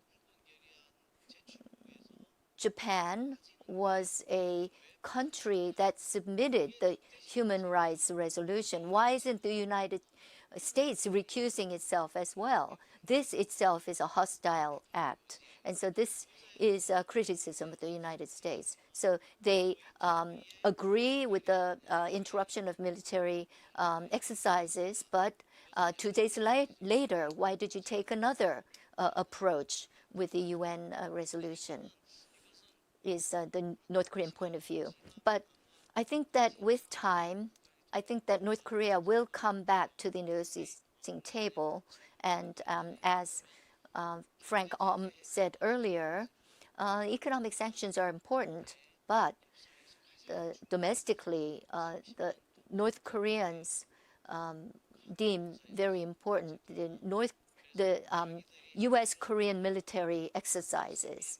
And so their nuclear tests and ICBM tests, if they suspend that, you should suspend military exercises. So suspension for suspension has been a premise of all North Korean negotiations. And so I think that they believe that that is very important. But when you go into the talks itself, they will talk about compensation for economic sanctions.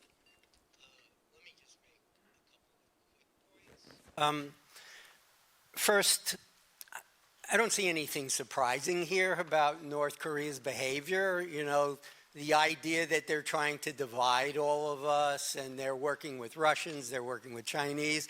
This is what they've been doing for 30 years. So there's nothing surprising here, and I don't think anyone is surprised by that. What we need to do is to focus on the problem at hand. Second, the problem at hand is that both sides have made concessions. Gene is right. Canceling the air exercise, that's a concession. Scaling back our exercises over the past year, that's a concession. Let's not forget North Korea has made concessions. No long-range missile tests, no nuclear tests. We all forget about that. Most people sort of say, oh yeah, they did that, but so what? Well, if you know nuclear technology and missile technology, they were actually headed on a dangerous path before they suspended those tests, short of the new developments they were working on. Third, you asked about overlap. You know, there's overlap if both sides want to negotiate. There's lots of overlap here. But what's going on, if we're taking the best case scenario, is that the North Koreans are pushing us to what they think might be our bottom line for talks. And so, you know, we're starting to move in that direction. We did in Stockholm. We were very flexible on a lot of different important issues. And now after Stockholm, we're moving more with the air exercise. So if you're taking the charitable interpretation here, this may continue up, at least up until January, if not before. Then we'll sit down and talk. But if that's not what's going on, the window may have already closed. They may have decided we'll come back again when there's a new president or in President Trump's second term. And in the meantime, they are preparing for failure. That's why they're talking to Chinese and Russians and others. We're not preparing. I can see that as well. I think some of at least a few of the Democratic candidates for the Democratic nomination that have expressed their North Korea policy, including a willingness to consider sanctions relief. And if North Korea is hearing that, then why wouldn't they consider that a viable option? Do either of you want to also Just going to say one thing about, it makes me uncomfortable to even talk about potential sanctions relief in a public forum, because once we start debating it, then as you say, the North Koreans start paying attention, and that means the U.S. loses some bargaining strength. So I think we have to assume that perhaps the negotiators on the U.S. side are looking at all these options, but they're not going to be able to talk about it, and they shouldn't. Because once you start talking about it, you're losing some ground. So I just, let's hope that it's part of what's under consideration, with caveats that they need to see something happen on the North Korean side in return. As sort of a quick follow-up on what both of gentlemen mentioned, I think the bottom line, the minimum level or area of overlap between United States and North Korea is Yeonbyeon plus double freeze.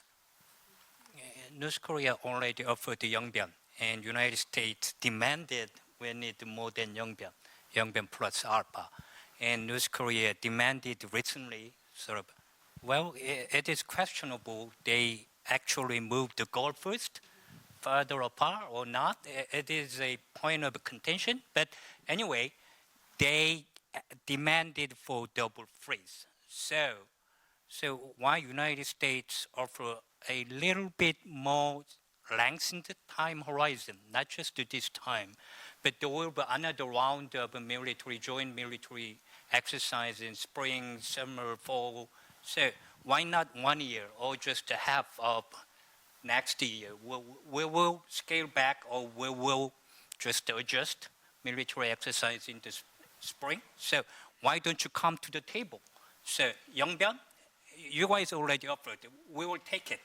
And we offered a concession, not just this time Air Force exercise, but in the spring military exercise. And we are going to talk about everything, parallel and simultaneous, including sanctions relief.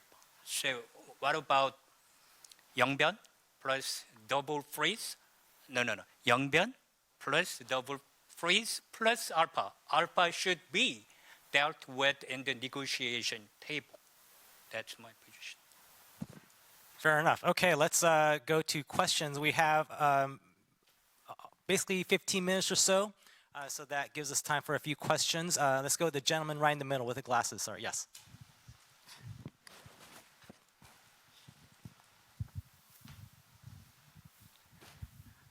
Thank you. Good afternoon. My name is Jong-won Lee, PhD candidate from American University.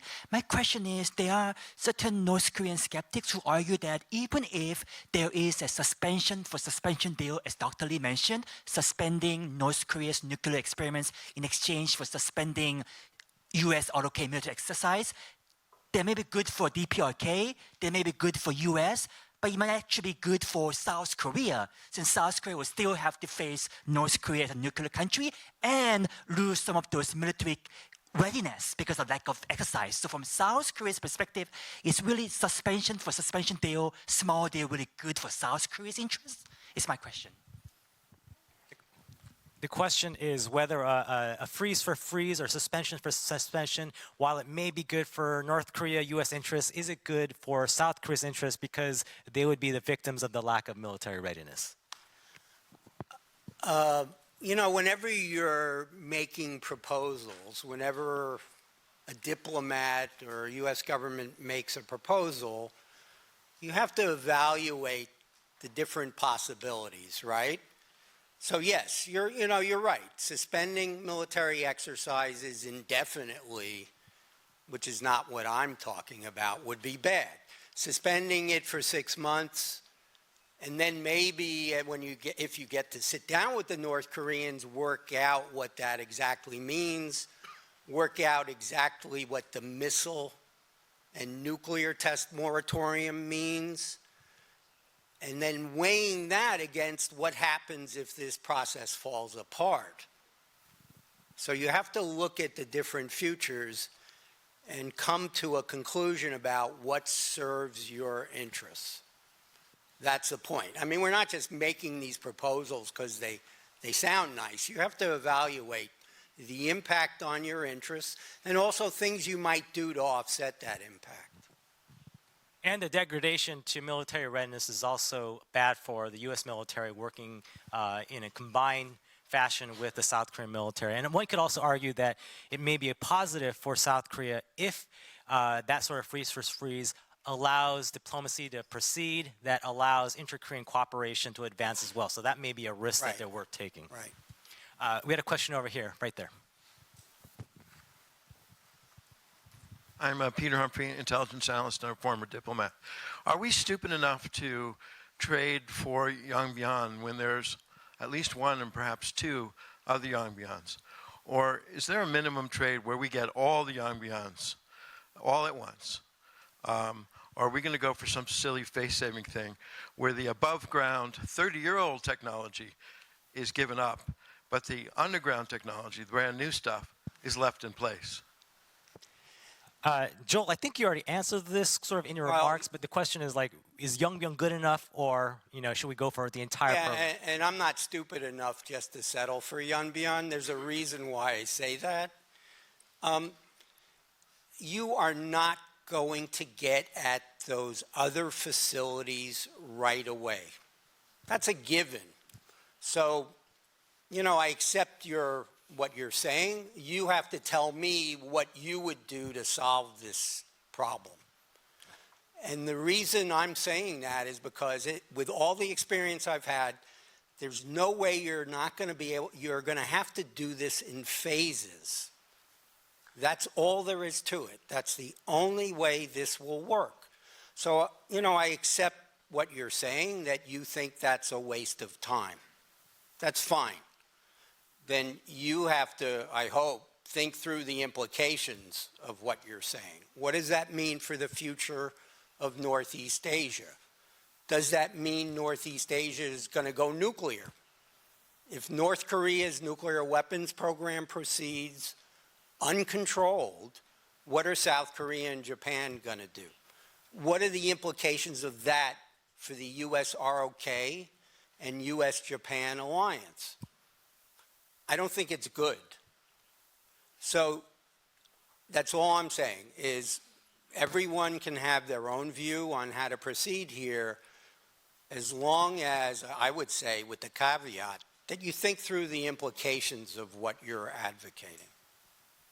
I was just going to say one more thing. There's the diplomatic process, and there's also President Trump, and he could decide that that's enough for him to get the deal that he may want as a foreign policy victory in the run-up to his re-election. I shouldn't say that. I didn't say that. During his re-election campaign. So I think we have to acknowledge that as well, that there's a diplomatic process, but there's also that wild card that President Trump himself poses. Right there.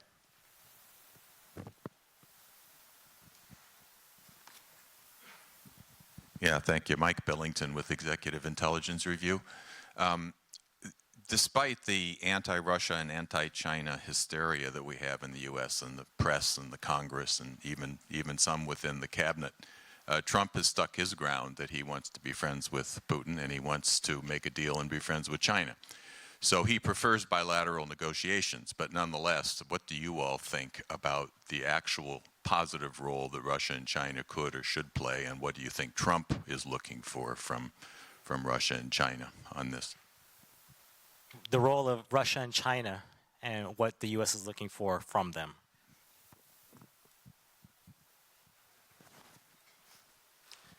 Well, if we focus on sort of structural changes at stake, I think ROC US military alliance is faced with the competing imperatives.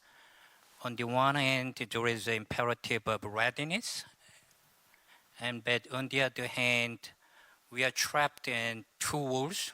One is how to dismantling Korean War, and on the other hand, how to, at the shadow of a coming war or preventing war between United States and China. So all these current problems are trapped in between these past, how to resolve the Korean War and how to deter or preventing the very hostile relationship between United States and China. So the ROC US military alliance is faced with, on the one hand, have to sort of maintain huge gap in terms of military power deter North Korea, but on the other hand, transform its role, not just deter North Korean current threat, but prepare the alliance for the future, the sort of a peaceful transition and building peaceful regime. So there is another multilateral imperative that sort of in that kind of building a new peace, we have to take into account of the legitimate security concerns of China and Russia and US sort of future scenarios. So it is a very complicated process, and as Mr. Joel Witt emphasized, that we have to weigh in the different scenarios and different risks and different opportunities. So, well, it is an open question, but we have to prepare not just to deal with North Korea's immediate threat, but how to reconcile competing imperatives of dismantling the Korean War and preparing for a prosperous Korean Peninsula and Northeast Asia in the future. I'll just say we have to recognize that each country has its own interests. Each country has its own complicated history and relationship with the other countries in the region. But I wanted to mention those UN Security Council resolutions from 2 years ago. It was an unusual opportunity or occasion when China and Russia signed on. It was very unusual.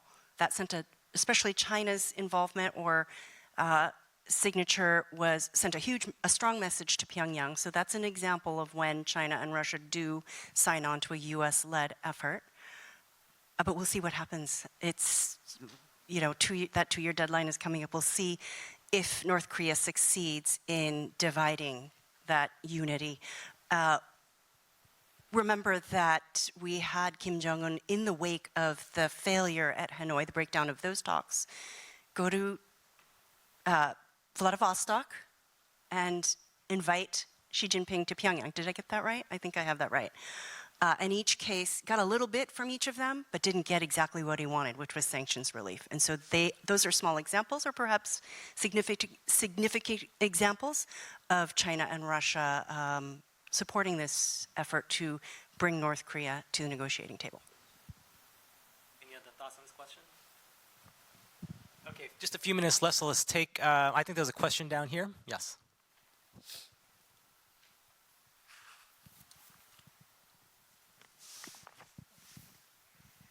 Diane Rennick, Congressional Research Service. So there's no appetite for sanctions relief on the Hill at all.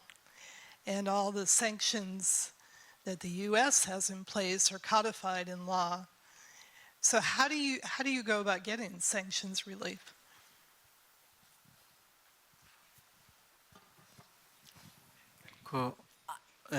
유엔 제재 관련 When it comes to the UN sanctions, there were discussions in Stockholm, and the US had indicated that the coal and textiles, these products, export control may be moratoriumed for 3 years. I understand that a Japanese newspaper had indicated that these were some of the offers on the table made by the U.S. Side. And I understand Fox News had also indicated a similar news to be true. Now, sanctions really are dependent on the interpretation of the moratoriums or relief to be provided for these sanctions. But for the North Koreans, if you wanted to work with the interpretation only and not with the actual resolution or the law, they were not happy with that because it means the U.S. can dial it back anytime because it's a matter of interpretation. What the North Koreans have wanted was a new resolution to be passed through the UN. So a new resolution would indicate a different sanctioning regime, and such as JCPOA snapback could be introduced. That's what the North Koreans wanted, I understand. So from the Hanoi meeting way back now, North Korea had indicated that snapback could be an option. That's what we hear from North Koreans. So that's what I'm saying, that this is an approach that could be accepted, but the U.S., they do not want to go through a new resolution because you need China and Russia to, again, sign on to these resolutions.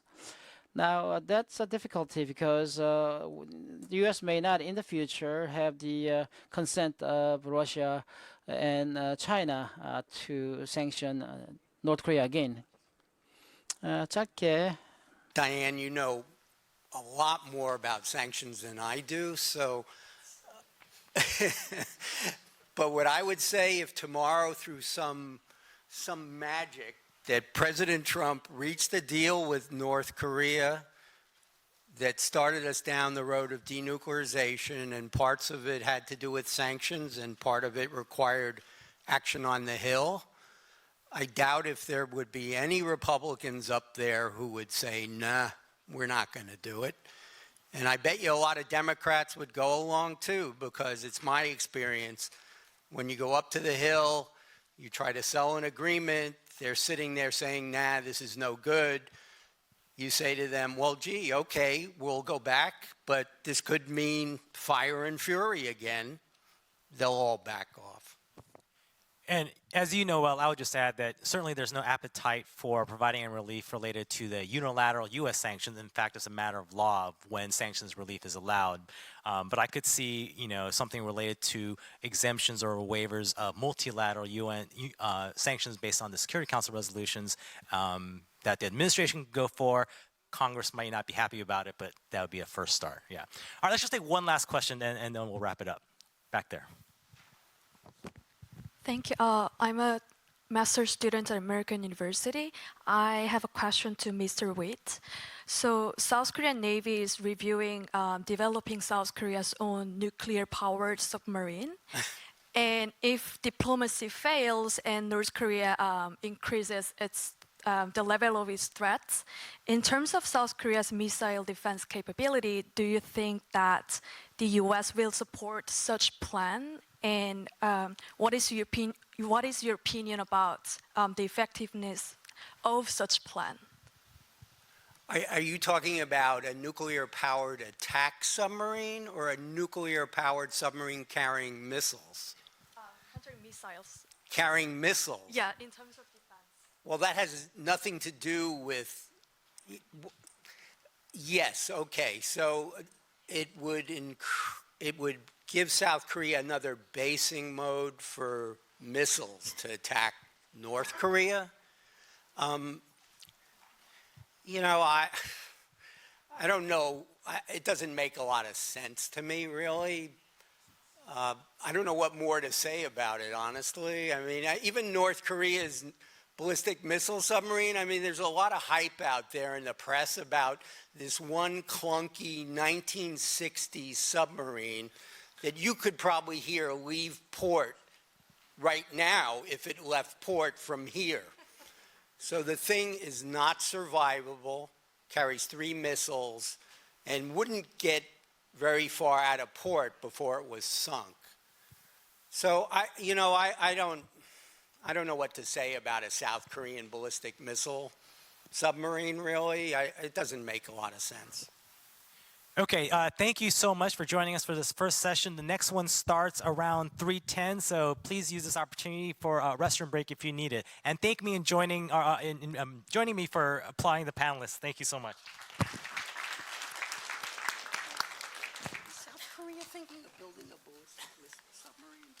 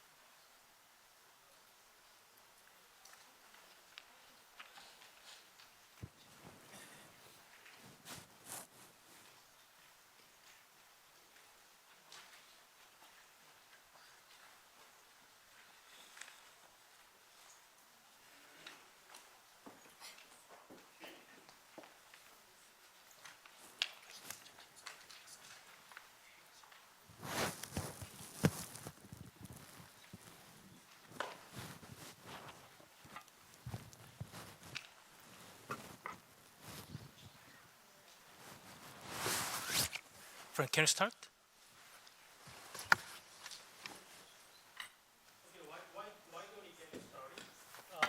Thank you everyone for joining us. Korea Global Forum for Peace 2019 that is hosted by Sejong Institute and the USIP. So before I forget, I want to thank Frank for hosting us today. And I know it's very tiring in the afternoon to have a conference like this, but believe me that it's going to be like for him to speak like 5 a.m. in the morning because he just arrived yesterday. So it's not tiring, okay? So this session is about the current status and the prospect of peace economy on the Korean Peninsula. So we are going to discuss one of the area that Minister Kim Yeon-chul mentioned in his speech. And before we begin, I have a quick advertisement. The Sejong Institute just published a book on North Korean economy, titled Demystifying the North Korean Economy. So I have like a couple copies. So if you are very active in the discussion, I'm going to give out to you. And you all know our prominent panelists. I'm going to be very brief introducing them. From my left, Dr. Kim Sang-gi, a friend of mine who's now advising Minister Kim Yeon-chul at the Ministry of Unification, and Professor Park Kyung-hye of University of British Columbia, and Dr. Hazel Smith at the Wilson Center, and we have Dr. Lee Young-eun of SK Research Institute for Specs Management. So without further ado, I'm going to ask Dr. Kim Sang-gi for his presentation.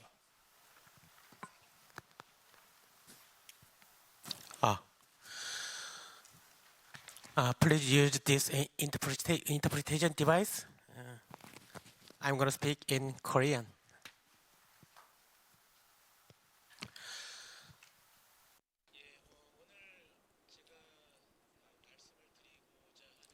What I would like to say today is that the Korean government is proposing a peace economy, and so I'd like to explain that a little bit at this point. Some people say that the North Korean talks are at an impasse, and talking about economics is kind of too early, or it's too much in the future. But I don't think that way.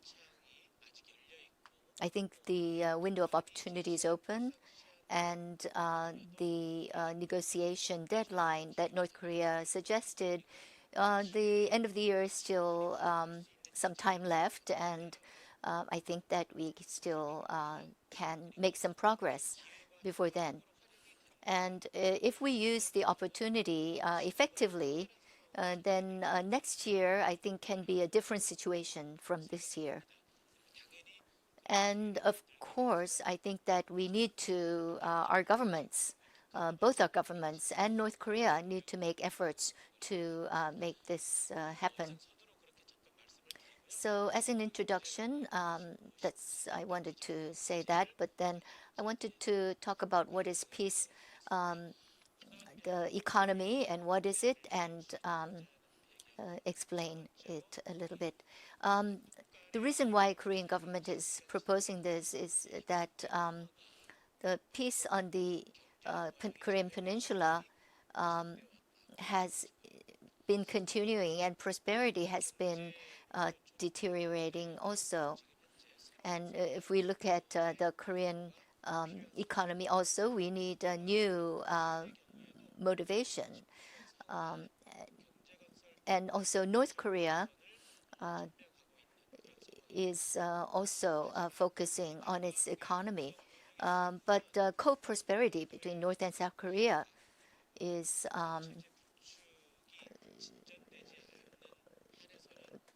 conditional upon denuclearization and establishment of a peace regime on the Korean Peninsula.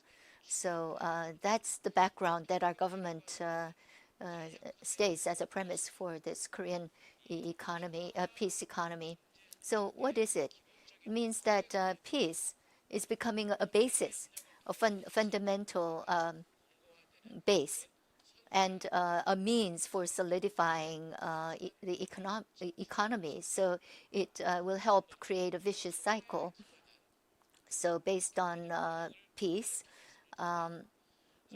economic prosperation can be the instabilities of war and military tension can be reduced, and therefore economic cooperation and prosperity can increase. Trade and logistics and finance can be increased between North and South Korea. And so beyond the Korean Peninsula, we can continue this prosperity towards the continent and to the seas, and so prosperity will be expanded in this way. Also, through economic cooperation, peace can be solidified through economic cooperation.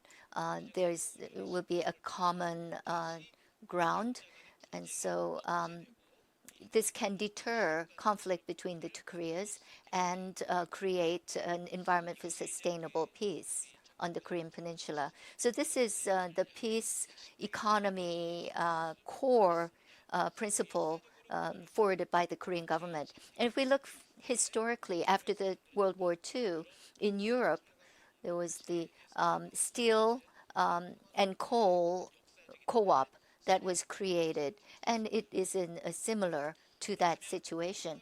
In this way, then what kind of tasks or visions does this peace economy have? The vision means that based on this economy, there is a basis based on peace. There is a basis for co-prosperity, and this co-prosperity will not only happen on the Korean Peninsula, but Northeast Asia will also be actively involved in this prosperity. So, in other words, the Korean market will become one, and so the seas on the south and the continent on the north will be also tied as a regional arena for prosperity. So for this vision, what kind of tasks need to be conducted? First, peace has to be secured on the Korean Peninsula, and North and South Korea has to develop. And establishing peace on the Korean Peninsula, the former speakers already talked about denuclearization and reduction of military arms. This is all included and will lead to more interaction between North and South Korea and increased transactions and periodical meetings between governmental officials. Secondly, through economic cooperation, there can be a new economic environment on the Korean Peninsula. On the east, there would be energy and tourism belt. And so Kumgang Mountain and Wonsan and Kalma area, Masiknyong ski resort, and Seorak Mountains, there will be a special tourist area that can be established.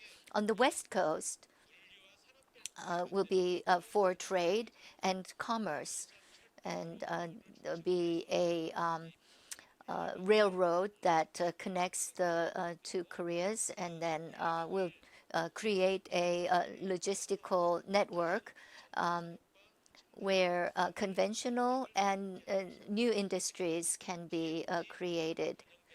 And the DMZ, Peace and Prosperity Belt, will be a part of this. And so that will be ecosystem and resources and DMZ economic special economic zone will be created. Thirdly, this will be expanded to the continent and the seas. To the north, there is Central Asia and Russia and China. And to the south, there's India and Southeast Asia.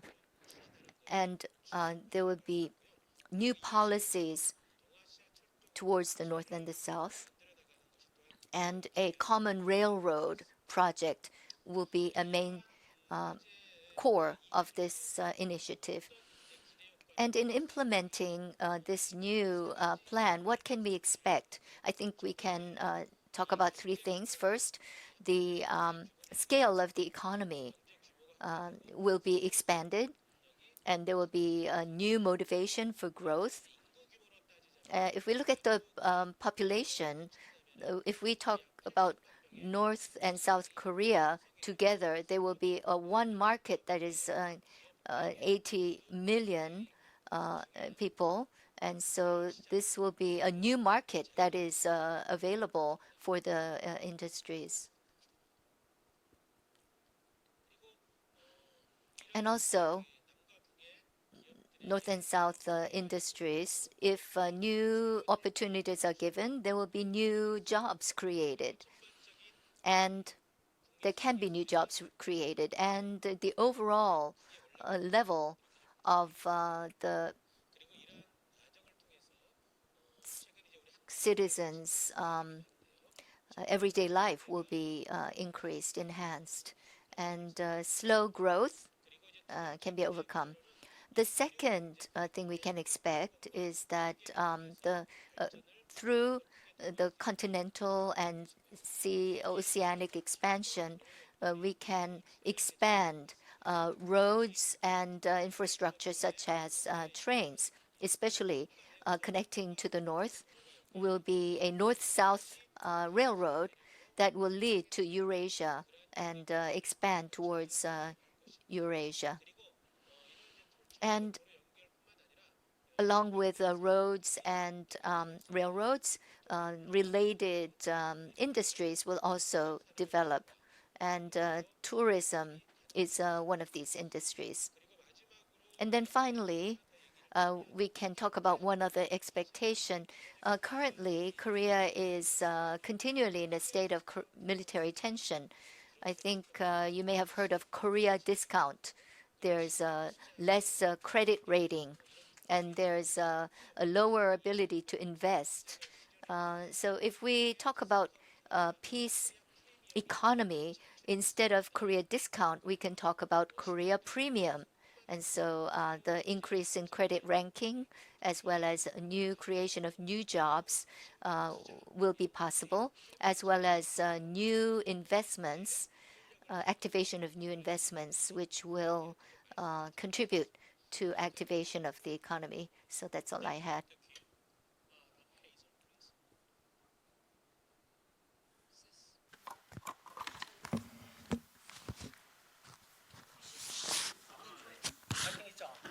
Is it on? Okay.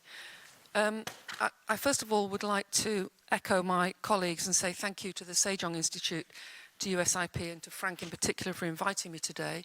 It's a particular pleasure for me because I was a USIP fellow at the previous building in 2001, 2002, where I wrote one of my earlier books on North Korea, and it's great to be here. I'd only seen a model of it before, so I've never been in the building before, so thank you very much.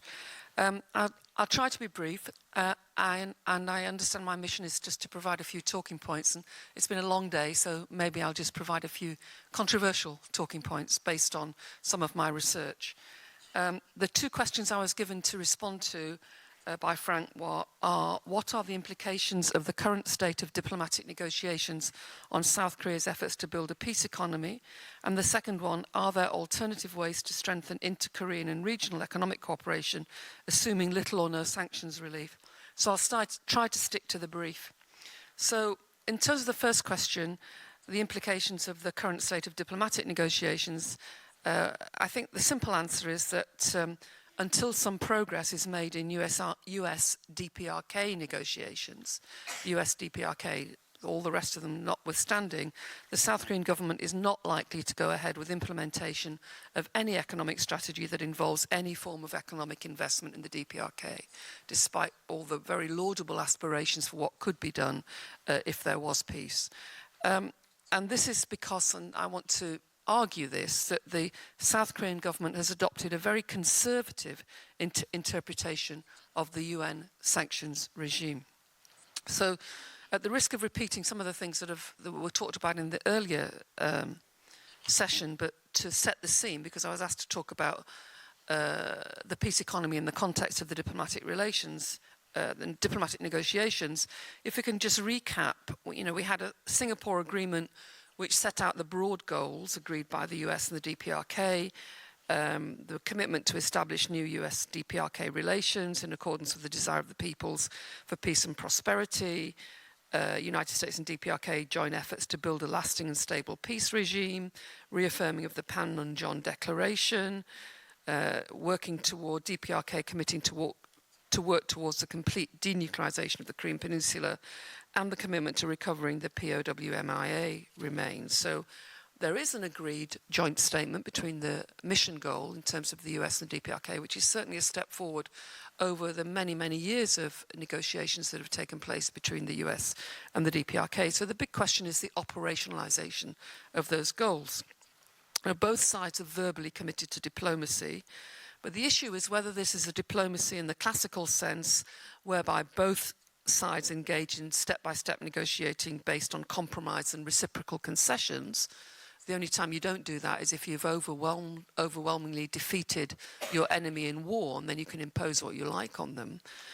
Or is it a question that these negotiations are simply a meeting place in order to restate maximalist positions? Now, this matters in terms of what can be achieved, and it's an open question and a talking point as far as I can see. The latest around, as we all know, was in Stockholm. DPRK ended the talks. The US was pretty positive about the fact that some things were discussed openly in the talks. We haven't got a public record of the whys and wherefores of what happened in the talks, but we know, and it was restated recently, that the policy of both the United Nations and the United States was that unless the DPRK agreed first to complete irreversible and verifiable nuclear disarmament, then no concessions can be made, whereas the policy of the DPRK is to demand security guarantees as a condition of disarmament, and in the short term, some sanctions concessions. I think that really means if those positions didn't change in Stockholm, irrespective of the fact that 8 hours discussion took place, that it's doubtful if we're going to see much progress in order for a peace economy discussion to go forward. The North Koreans are not going to spell out what they see as a final outcome, which is what was demanded, I understand, in the negotiations. They also see a further extrapolation of the Singapore Declaration in terms of broad goals, as for their perspective, as simply another expression of bad faith, which they argue was displayed in the Hanoi summit when they thought they were going to get an agreement, and then there was another demand put on the table. So one question is, given these two opposing sides, are there any steps that the DPRK could take that didn't include CIVD, which might generate a reciprocal concession in terms of sanctions relief from the United States? If the answer is no, we're probably not going to get very far. And I would ask, and again, in terms of the peace economy that we're talking about, these are long-term aspirational steps, but we also have to think about the peace economy here and now for the 25 million people of North Korea who live in a much poorer country than in South Korea, and for whom arguably it matters more that there's some form of economic support than from the population of South Korea. And this relates to the changing diplomatic environment for the North Korean negotiators. And in the same way that US negotiators have to take into account the changing environment, for instance, in the United States, the political environment, the changing environment in terms of allies, it's a mistake to think that DPRK negotiating imperatives always stay the same. For instance, in February 2019 in Hanoi, when the DPRK demanded the lifting of a number of the post-2016 sanctions, at that time, North Korea considered it was facing mass starvation later in the year, this year. And the reason for that was that the oil sanctions in particular had been in effect for a year, and the natural gas sanctions, and the effect of them had been to decimate North Korean agricultural production. And I can talk about that, why that is in a minute if anybody was interested in that. There are no domestic sources of oil in DPRK, so agriculture, as in every country in the world, is dependent on oil products, fertilizers, pesticides. If you don't have oil or natural gas, then you have a destroyed agricultural production, which is what happened in North Korea. In fact, the oil sanctions, the post-2016 oil sanctions, and we can go into detail about what they were, recreated the proximate causal conditions of the famine that took place in the 1990s. So the result of not just of oil sanctions, but a major causal effect was that the food deficit in 2018 was 1.5 million tons out of a total of about 5.5 million that's needed to feed the North Korean population, 25 million population. So a very large deficit compared to a normal deficit of about 500,000 in the previous years, which could have been filled through imports, but of course if all your imports are banned, you don't have export income through which you can buy imports. So there were big incentives for the North Korea to come to some form of deal based around the lifting of oil sanctions. Not all oil sanctions, but back up to the September 2017 limit, for instance, which was reduced in December 2017. But those imperatives have changed now in terms of the negotiating environment, because Xi Jinping visited DPRK this year and guaranteed that there would be no starvation by giving 1 million tons of food aid to North Korea. And that meant that although the economy can't grow in North Korea, they've lifted the threat of starvation, which existed at the time of the Hanoi summit, is now lifted. The result of all that, in terms of the negotiating environment and then in terms of the likelihood for a peace economy, are that North Korea's trade is tiny anyway compared to world trade. So coal and textiles exports, which are banned, are tiny in world terms, and tiny in terms of China trade, which receives most of these exports. And arguably these can be circumvented by bilateral deals with Chinese provinces. The oil sanctions are unenforceable now because they're unrealistic. China's not going to allow North Korea a big starvation in North Korea similar to the 1990s anymore.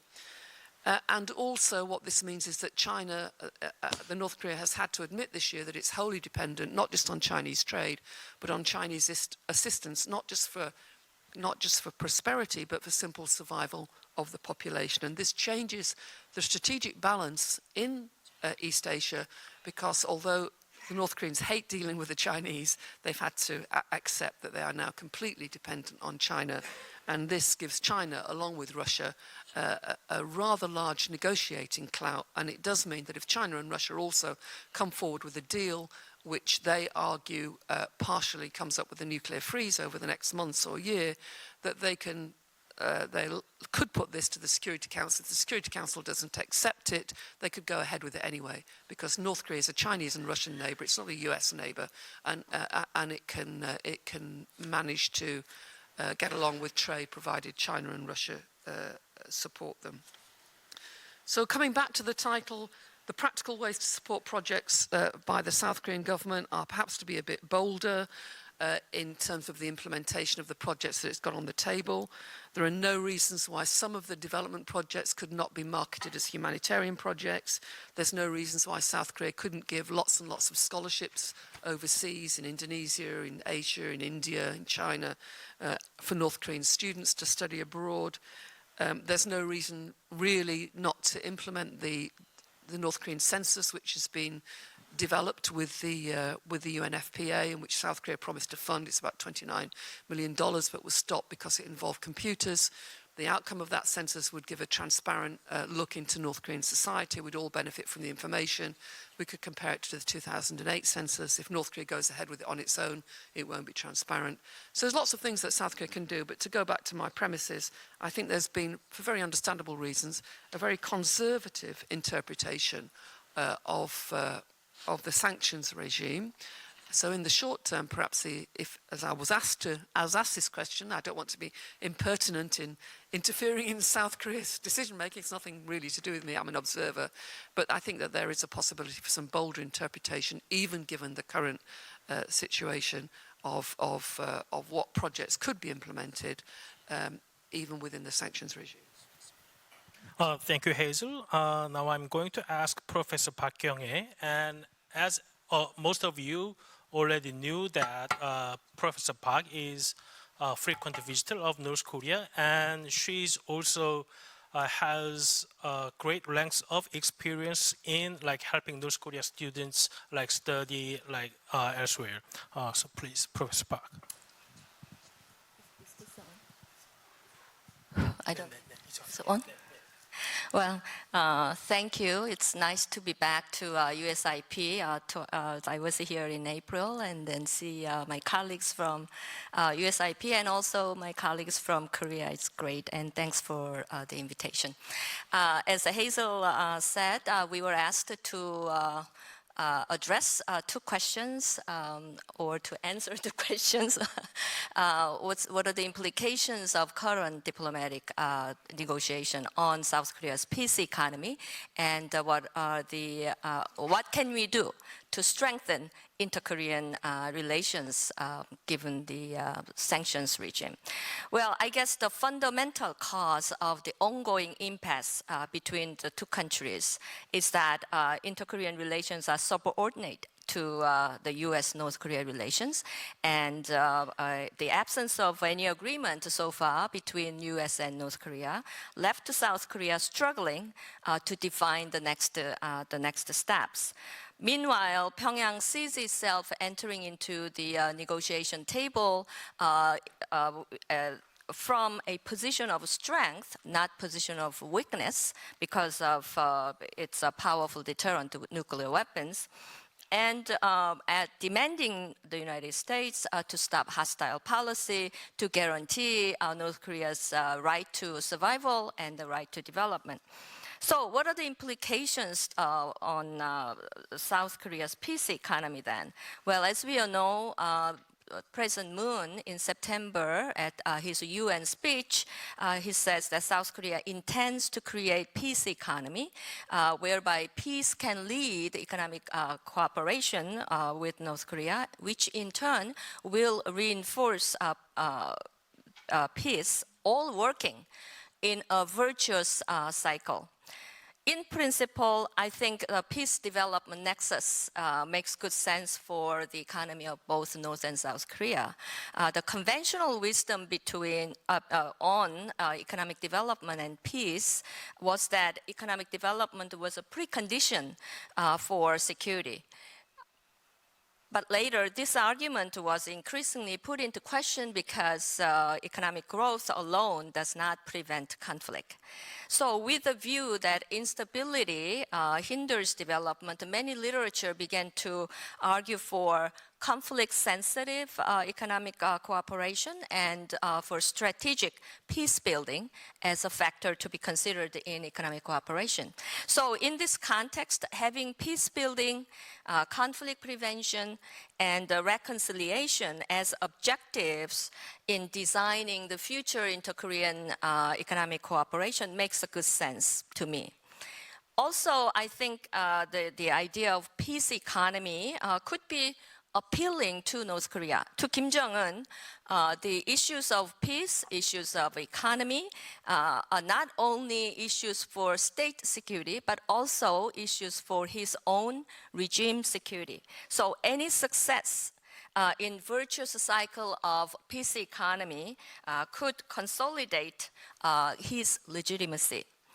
Well, in this situation, North Korea would welcome South Korea's peace economy building, perhaps starting with Mount Kumgang project and Kaesong industrial complex project. However, the problem is that South Korea, unfortunately, has not been able to deliver the virtuous cycle of peace economy yet due to deadlocked nuclear negotiations.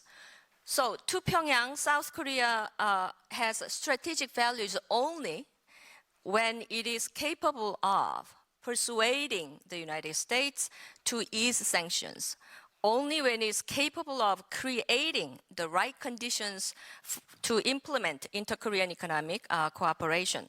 So currently, Trump touts North Korea's no missile test, no nuclear test as evidence of his big success in his bromance diplomacy. Unlike Trump, Kim Jong-un has nothing to claim. He does not have anything to have credit for, except the fact that Kim Jong-un has met with the President of the United States, which is not a big deal to North Koreans. In South Korea, in spite of political disputes, more than 60% of South Koreans support the reopening of Kaesong Industrial Complex and resuming Kumgang Mountain project. But as we all know, South Korea cannot do this, cannot deliver this because the UN sanctions prohibit transfer of bulk cash. So in this, the background, in October, Kim Jong-un ordered the destruction of South Korean facilities in Kumgang Mountain and announced North Korea's plan to build its own and said that there is no room for South Korea to cut in a quotation. That deals a major setback to South Korean government, unfortunately. However, I don't interpret this North Korean move as Pyongyang's intention to exclude completely South Korean investors and businesses. Rather, I think Pyongyang is expressing its frustration over the protracted suspension because the Kumgang Mountain was not developed, could not be developed in the last 10 years. Well, let me tell you a bit about the North Korea's love for tourism. Well, currently, as we all know, the tourism is one of the most important sources of hard currency. I went to Pyongyang a few times this year, and every time I found the Korea hotel where I'm staying full of tourists from China mainly, of course, but also from European countries. Sometimes it's hard to buy airline ticket to Pyongyang from Beijing. You see, one time I had to directly contact North Koreans and look, can you get me a ticket so that I could go? And the train ticket from Beijing to Pyongyang is impossible, buying train ticket, even for North Koreans, you see, because of all these tourists.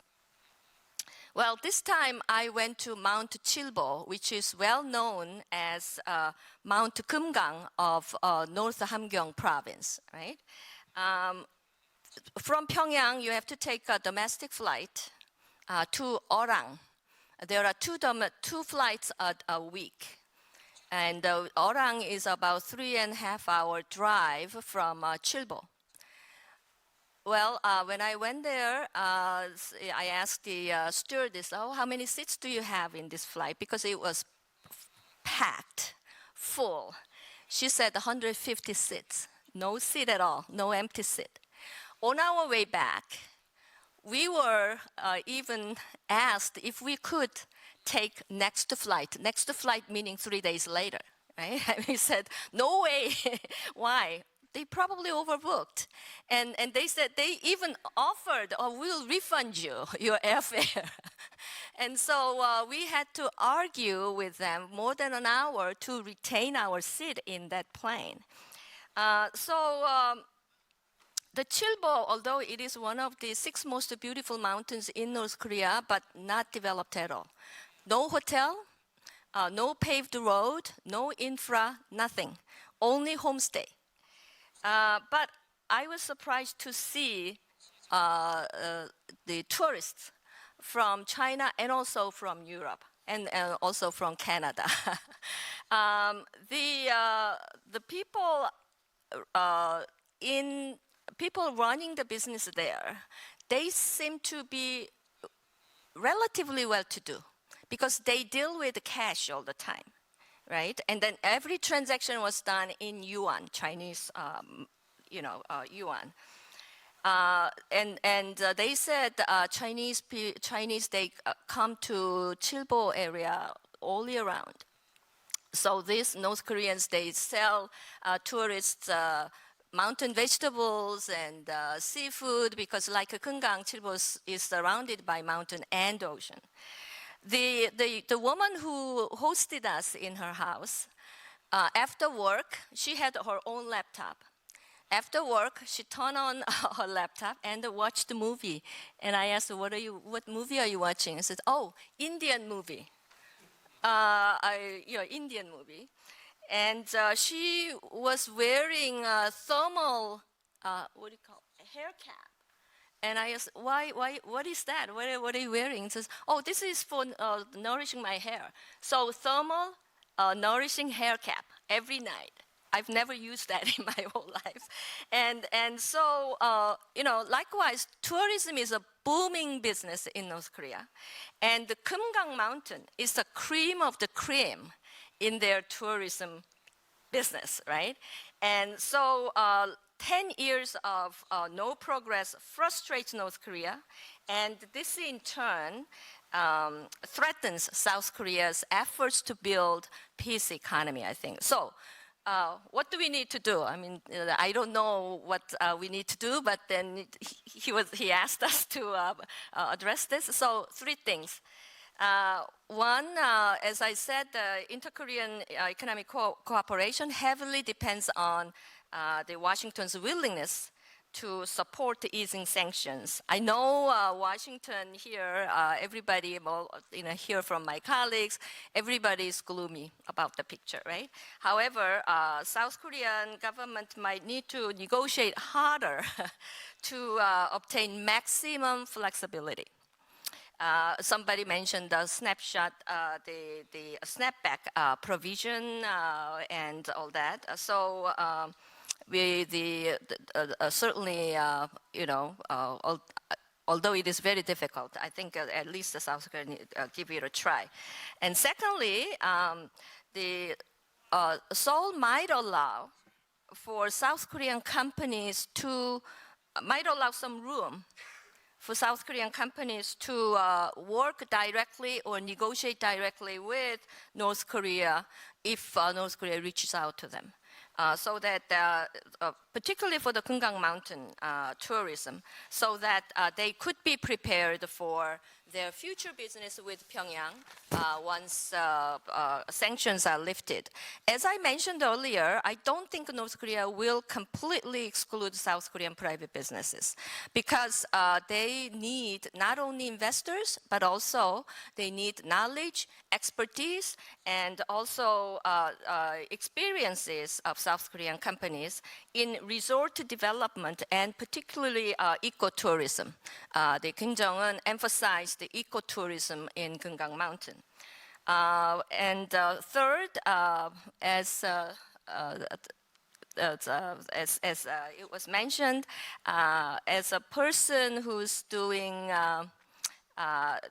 trying to do the human capacity building in North Korea by inviting North Korean professors every year, 6 professors for their 6-month study at my university. I've been doing this for 9 years, so more than 50 people have come to my program, Knowledge Partnership Program. So as I think strategic peace building for strategic peace building, South Korea might encourage and support capacity building program, as you mentioned.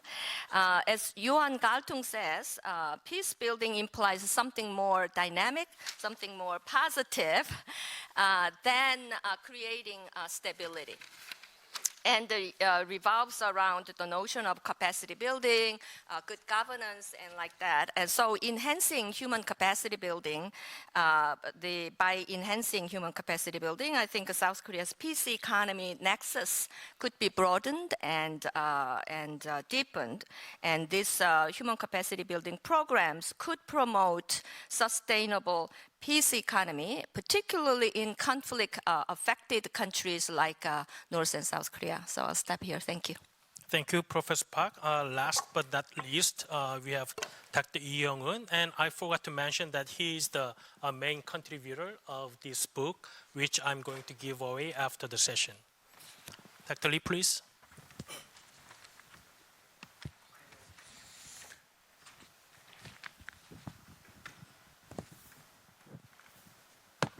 그냥 말씀하시면.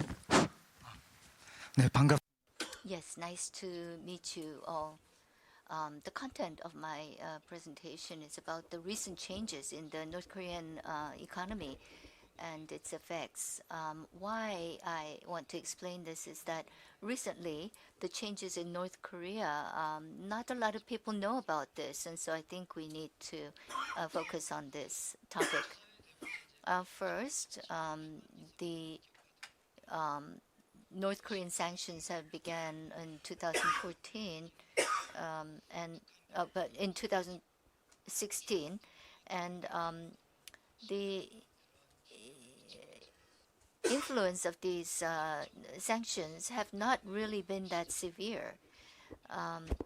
So if we do a comprehensive analysis, in 2018, about 8% inflation occurred in the North Korean economy. And if we go deeper, oil and petroleum was very fluctuating because they're very foreign dependent, but the others were quite stable. So despite our expectations, the sanctions influence was not that great. So why is this?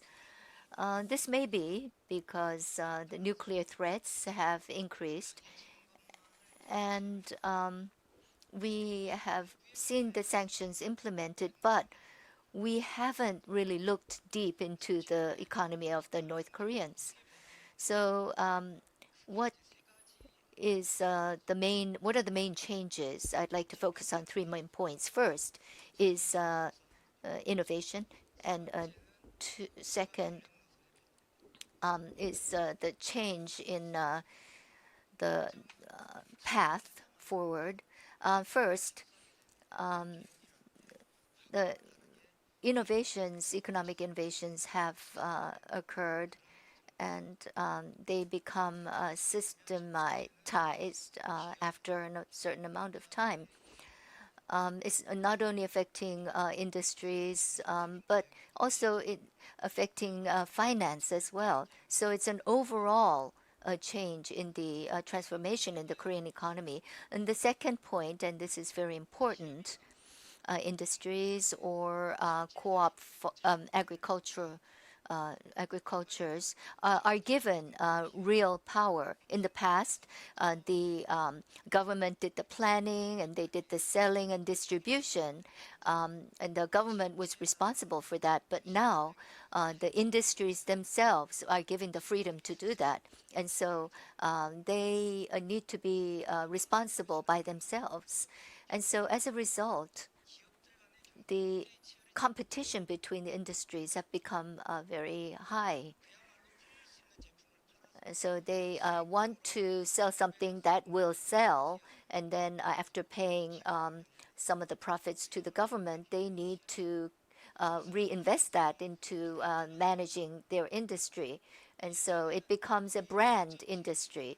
It used to be a monopoly system, but now it's more of a competitive economy industry. For example, in the smartphone industry, until last year, there were only 3 companies that were competing. But now there are 2 new companies that existed. So there are 5 cell phone companies that are competing for consumers. So this is not only mobile phones, it's cosmetics, it's TVs. Everything has changed to a competitive economy. And so the number of products, the quantity has increased, and qualitatively, the quality has also increased as well as diversification of products. This is a big change. And then in the past, in China and Vietnam, these are things we couldn't see in those countries.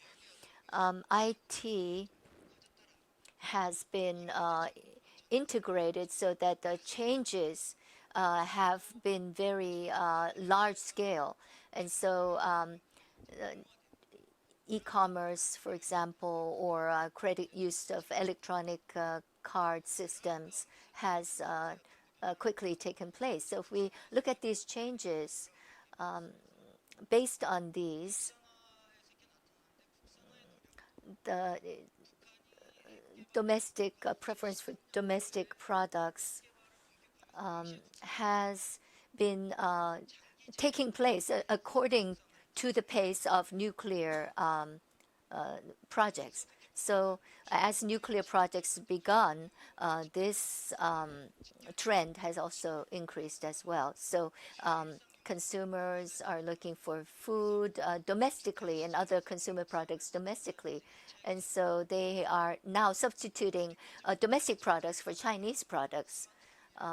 So electronics such as a smartphone, smart TV is developed within North Korea. And still, they may not have enough components, but they still have reached a certain amount of domestic manufacturing. And also, the military path has changed to an economic path. And so this is not just rhetoric, but on a practical sense, this is occurring. So military troops, for example, are being changed into a production facility, or troops are being input into production facilities, or military facilities, production facilities are changed to civilian production facilities. And as a result, even within in the midst of economic sanctions, North Koreans still have a survival ability. In other words, even in the midst of economic sanctions, they can produce a supply that is stable. And these aspects are reflected in the everyday lives of North Koreans. And you can look at the specifics in this book. But what this tells us is the following. Even though the economic sanctions have strengthened, the North Korean economy is still able to be somewhat stable. And this has a policy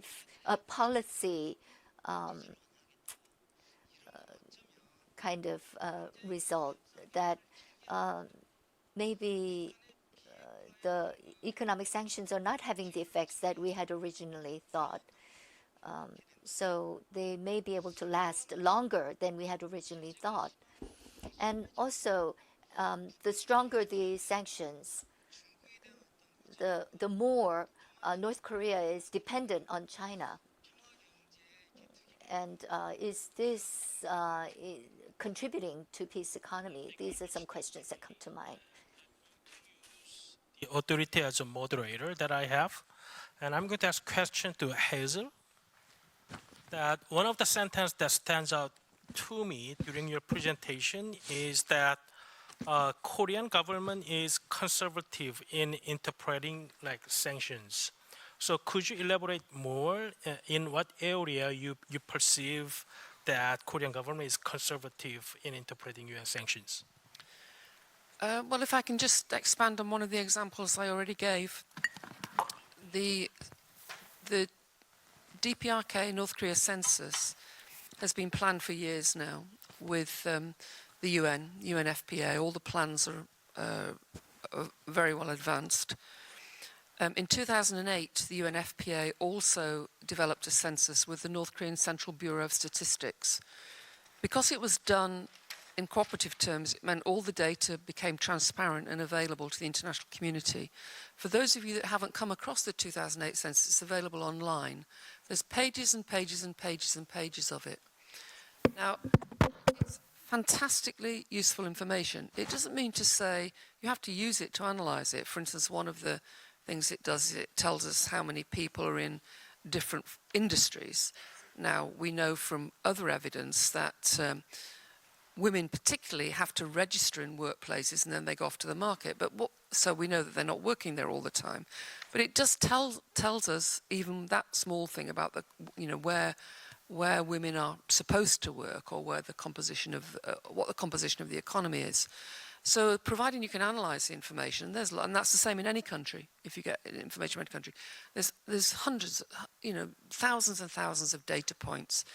There is a census from '93, but that wasn't developed. That was done unilaterally by the North Koreans, and it wasn't done to international criteria. 2003 it was. In 2008. Now, for a couple of years, the UNFPA have been working with the same people, Central Bureau of Statistics, and the South Korean government was going to fund this. And it was quite a modest amount. 29 million is not a great deal for the South Korean government. And the South Korean government, or I don't know which agency of the government is involved in it, but some agency of the government, has decided to put it on hold because it involves computers, and that could be seen as a dual use. On no occasion has the South Korean government even put it to the sanctions panel that this would be useful for all of us, whether it's for defense, whether it's for humanitarian reasons, whether it's for development reasons, because we'd have all that information. Not only would we have the snapshot information for 2019, so it was done this year, but for the first time we could have proper comparisons back to 2008. So that's what I mean about not being bold. There's been no effort to do this because the South Korean government have been very concerned that it would be seen as problematic. However, when you've got a US president who is absolutely committed on one level to forms of engagement with North Korea, it's not like we had in the last years of the Obama administration when it was strategic patience and that there was a deliberate policy decision after the 2013 anyway, not to engage in any of these projects. It seems that there is a window of opportunity. It might still be closed, but there is a window of opportunity to put forward some of these projects. To be even bolder, I think there's an argument that could be made that the transport infrastructure project involving the railways, of course it will benefit South Korea in the end in terms of providing export opportunities, but it would also provide proper jobs for North Koreans in a transparent manner because there would have to be international oversight, which would respond to some of the poverty in the country, because although some people are making money, a lot of people, millions, are not, and they're still facing the potential starvation when you don't have a regular food supply. So, yes, some people are making money, others are not. So these arguments have to be made, even in the context of post-2016 sanctions. Of course, there are all the strategic issues, but just because the United States and South Korea, for instance, are in conflict about the future military relationship doesn't mean to say that the United States leadership or parts of it, given President Trump's commitment to wanting to push things forward, may not be amenable to an argument. Maybe they wouldn't be, but these arguments are not being made. So that's the question. The reason I raised this was the question I was given was what can be done given sanctions. And that was simply to elaborate on what I thought perhaps there's a space there that could be taken forward. Thank you, Hazel. So, Sang-gi, what's your thought on the Hazel's argument that Korean government is too conservative?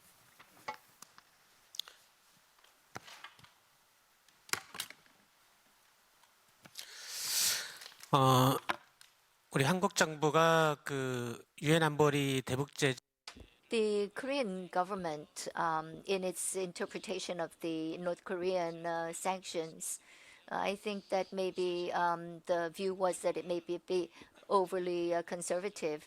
But I think that there's really no specific reason why we should be overly conservative, and I don't believe that that is mostly the case. But I think there may be some areas where there could be some changes. For example, some people may already know that North Korean economic sanctions are very specific and tight-knit. For example, laptops that Hazel discussed. So you cannot import laptops into North Korea. So these are very specific items. And so these sanctions themselves need to be confirmed as unrelated to building a military power of North Korea. And so there are some of those instances where there's kind of a gray area and it may be difficult. But the Korean government basically, in terms of North Korean sanctions, UN sanctions, are meeting those sanctions, are obeying those sanctions. And so other people may think from the outside that maybe the South Korean government is overly conservative in interpreting the UN sanctions. But that is actually not totally true. Questions from the floor that one of my friends is over there, and Dr. Jung Ji-young from Fudan University, who's now at Stimson Center. Since one of the elements that commonly mentioned by our panelists is China-DPRK relations, so I'm going to ask Professor Jung Ji-young to comment on China-DPRK relations and its impact on the peace economy. Could you give him the mic, please?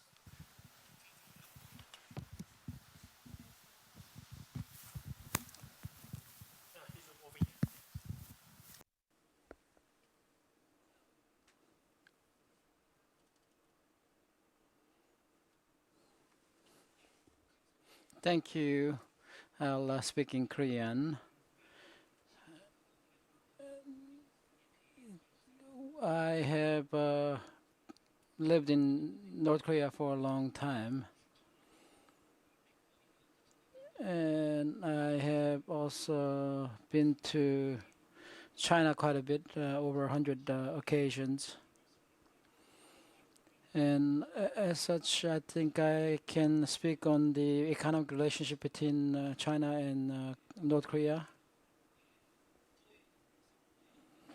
We understand that the North Korean economy is affected by the sanctioning regime.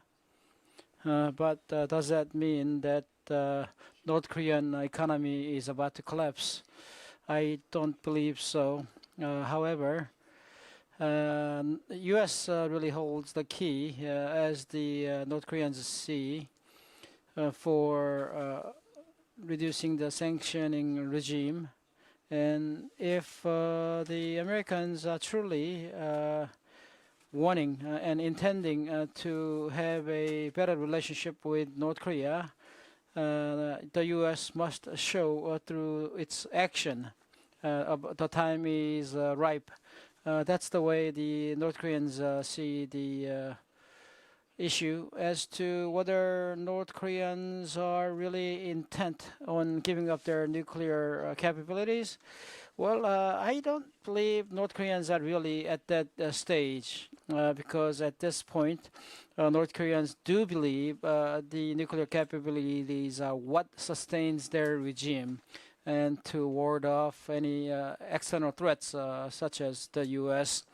So the North Koreans have not made up their mind to give it up, but they can eventually, at some point, when they feel there is no need to rely on the nuclear capabilities to have a stable regime and security other regime.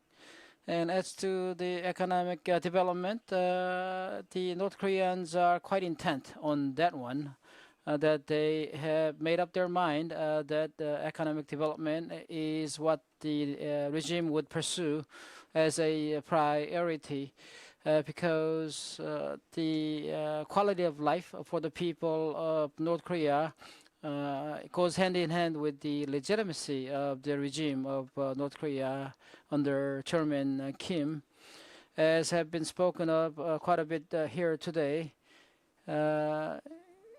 Kim's method of ruling is somewhat different from his father, his predecessor.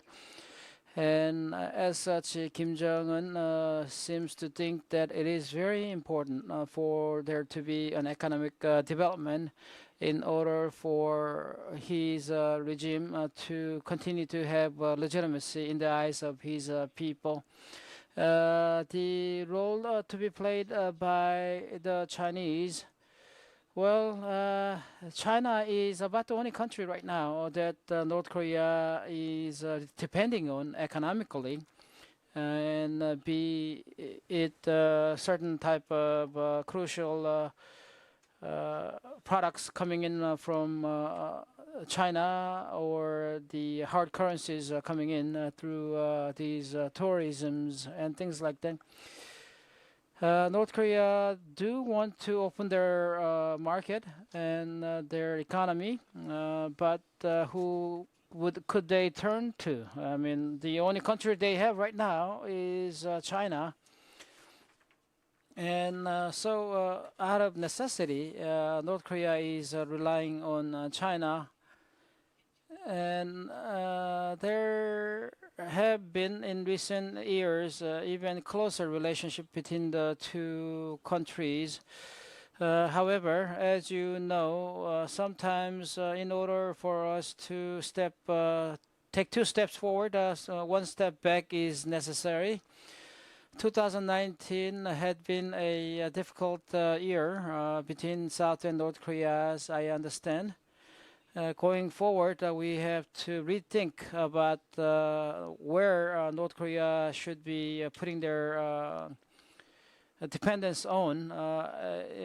China has become an even more important player in North Korea's economy. But that also means the influence of China has grown, and through China, perhaps changes can be had in North Korea. But whether that is to the benefit of South Korea remains to be seen. Denuclearization is something that everybody around North Korea is pursuing, and China can obviously play a very important and crucial role in that regards. Of time constraints, now I'm only getting 2 questions from the floor. If anyone wants to ask questions, on the back.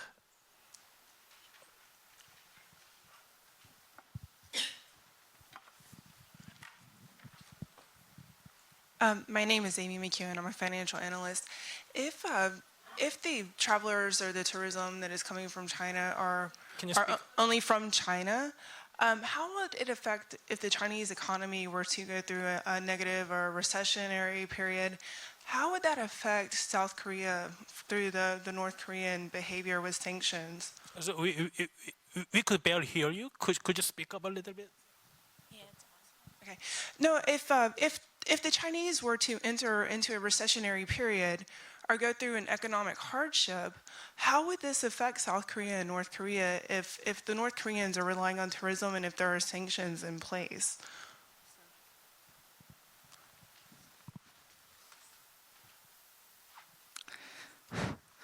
중국의 불황은 북한 경제에 영향. Of course, there would be a negative effect to North Korean economy if China were to enter into a depression or a recession. However, as to the magnitude of effect, we have to consider because it would be limited to food aid and perhaps some petroleum, not as much of an effect because this would be a political concern, a political decision made by the Chinese. 중국이 whole of East Asia and probably the United States and the UK. I mean, the UK in the universities, for example, depends on Chinese students now. So it's an important question, and it has very, very big ramifications. Because North Korea is very small in relationship to China, then I guess it would depend upon Chinese strategic thinking about how important it was to subsidize North Korea, to at least for it to end up with survival, which in economic terms would not be very much compared to China's ability to pay.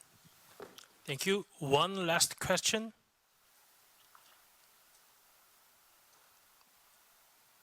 No one? Oh, okay, over there. 네, 방금 질문하신 데 이어서 I would like to have a follow-up on the question just now. Recession in China will have some effect on the psyche of the Chinese government in involving itself into North Korea. What do you think? Because even the influence that the Chinese want to exercise over North Korea will be affected by what happens domestically in China, right?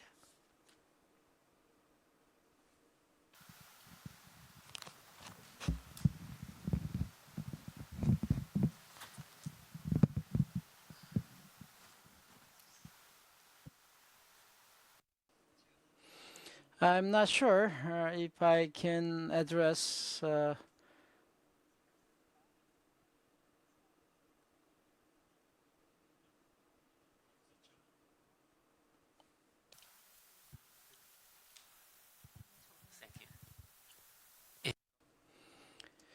maybe I'll take a stab at it.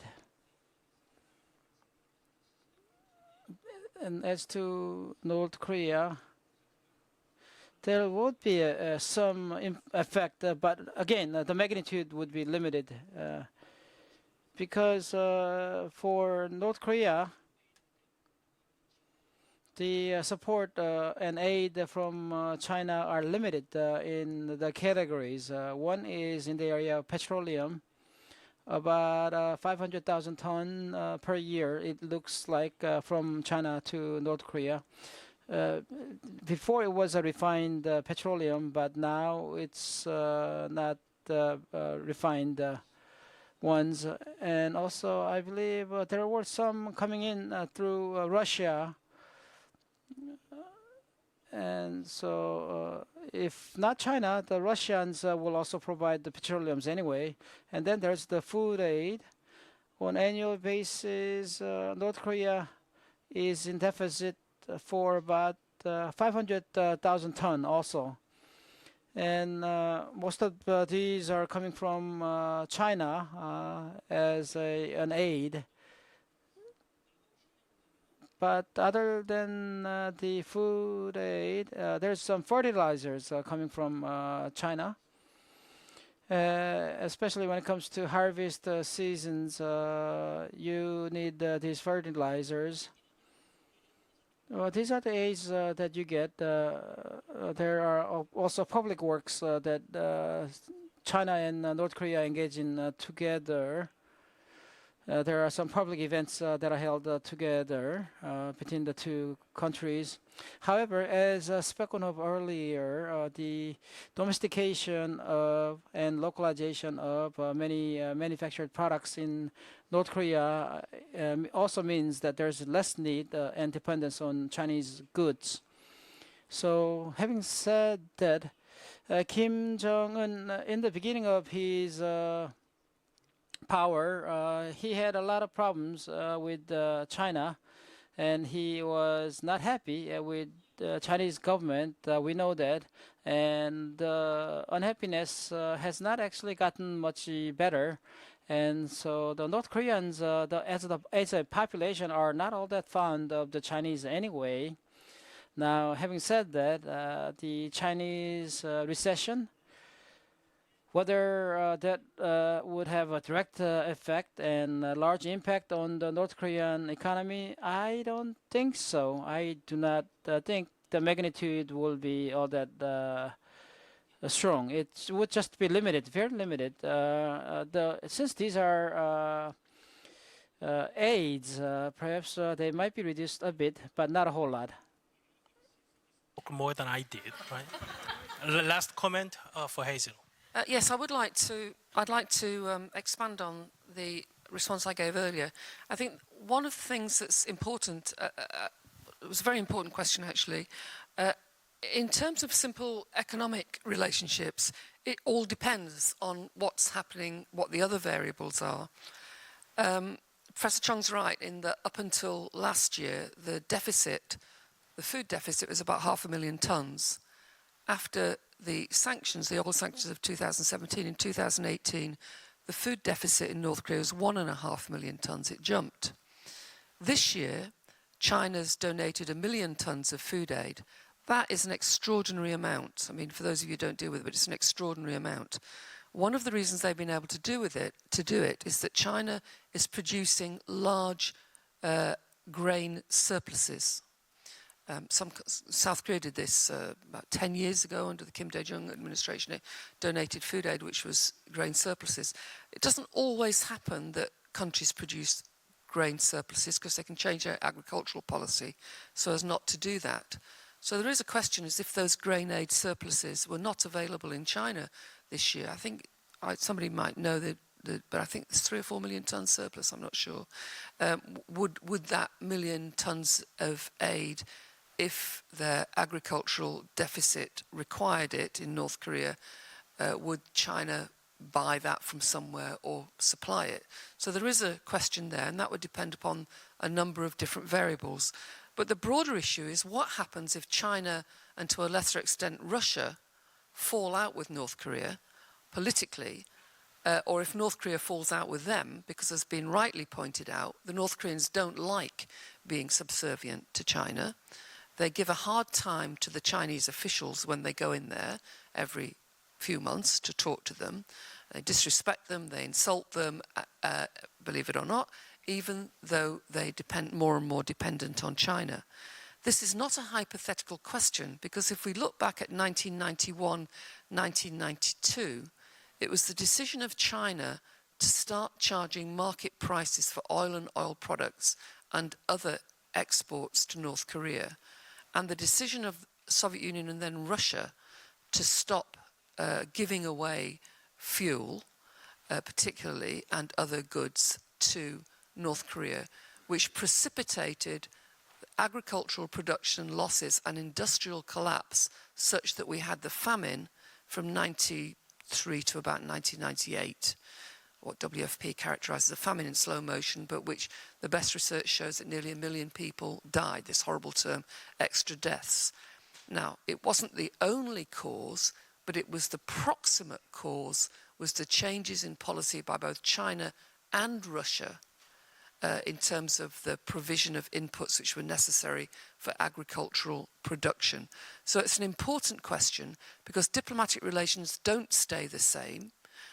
It's not always been that China and the former Soviet Union, then Russia, were amenable to supporting North Korea.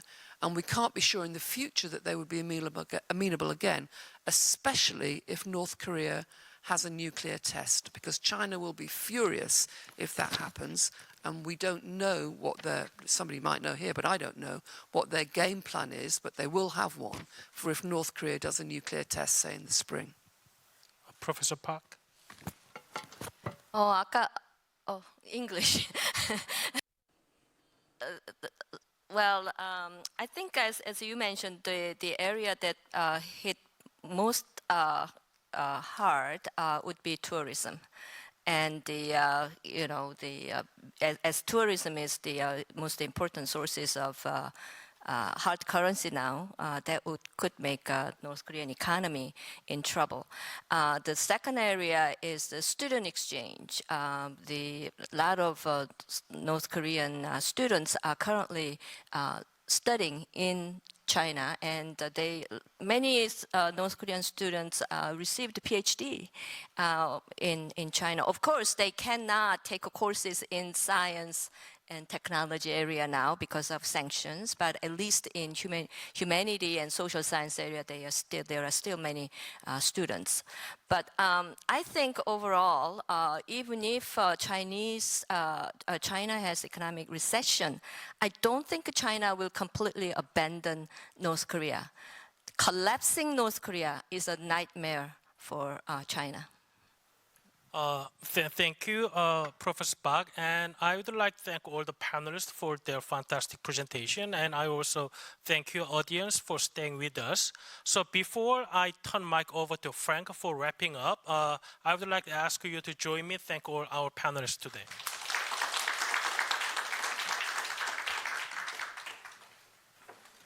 So I will shortly turn over to Dr. Baek Hak-sun, the president of Sejong Institute, to make closing remarks. Before I do that, again, I want to thank the Sejong Institute and the Ministry of Unification for collaborating with us on this event.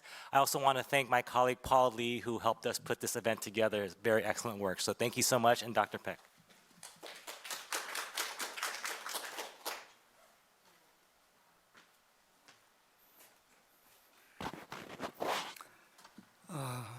Ladies and gentlemen, it suddenly feels that it's just the beginning of the this conference. I feel it's just like morning session. You know why? You know, in Seoul it is what time now? Maybe in the morning. Anyway, it's time to say goodbye, and I know what you're thinking of about my closing remarks. The sooner the shorter the better. But I'd like to make two quick observations. Number one, I hope Americans here in particular have to understand why Koreans are working so hard for peace on the Korean Peninsula. You might remember what happened in 2017. North Korea, test-fired, hydrogen bomb, and also, ICBM. They demonstrated ICBM capabilities, and there are, all kinds of discussions on how to respond by the Americans, and so military option and bloody nose. But I think Americans have come to conclusion that the military option doesn't resolve the crisis. So they came to Singapore for diplomatic resolution. But more importantly, when there is, egregious heightened threat of war, not simple threat of war, the threat of a nuclear war on the Korean Peninsula toward the end of 2017 and the first and second day of 2018, Kim Jong-un said publicly, "I have a nuclear button on my desk in my office." And Donald Trump responded by twittering that I have much bigger and more powerful one, and it works. And so at that moment, we Koreans were really shocked and frustrated. Oh my gosh, political leaders are talking about nuclear weapons just like children's plaything. So enough is enough, never again. We have to deal with the fundamental root cause of the Korean problem. That was the instantaneously formed consensus among Koreans at that moment. I think that still is there among Koreans. I don't think it will go away. And so, we have tried to dismantle the Cold War structure and settle peace. That's what we are striving for. And we also wanted to, make a departure from our identity of so-called war and conflict. And we want to change our identity into that of peace. And then, person-to-person relationship, our way of thinking, our way of living, and all those things will change fundamentally. So I personally call it great transformation taking place in Korean Peninsula.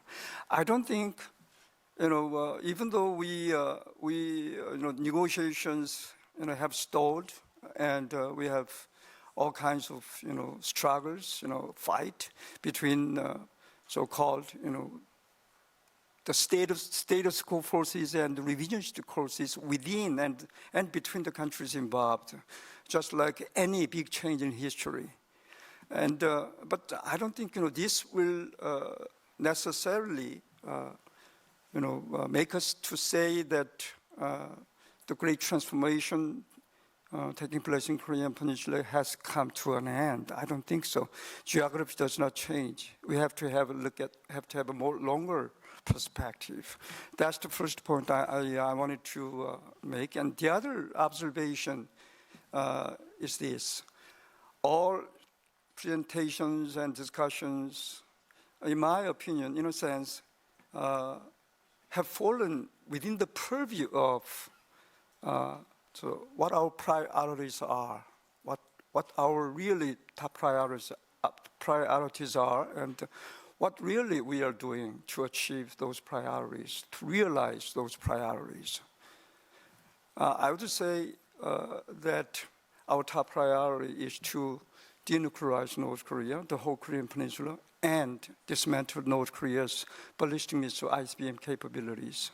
But North Koreans say would characterize this negotiation as a negotiation for bringing the United States, into their strategic design, where they could use America as a counterforce to China. Professor Sejong is sitting there, but he may not like this. But that's something they have tried to achieve in the mind of North Korean leaders, as long as I try to figure it out.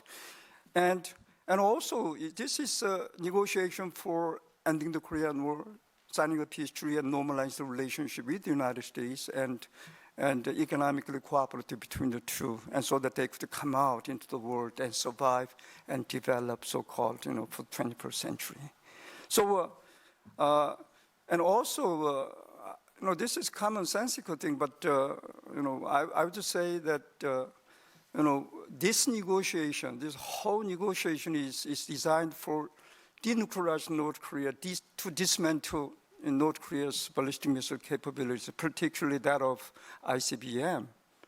Not American, not to denuclearize America, not to dismantle America's ballistic missile capabilities.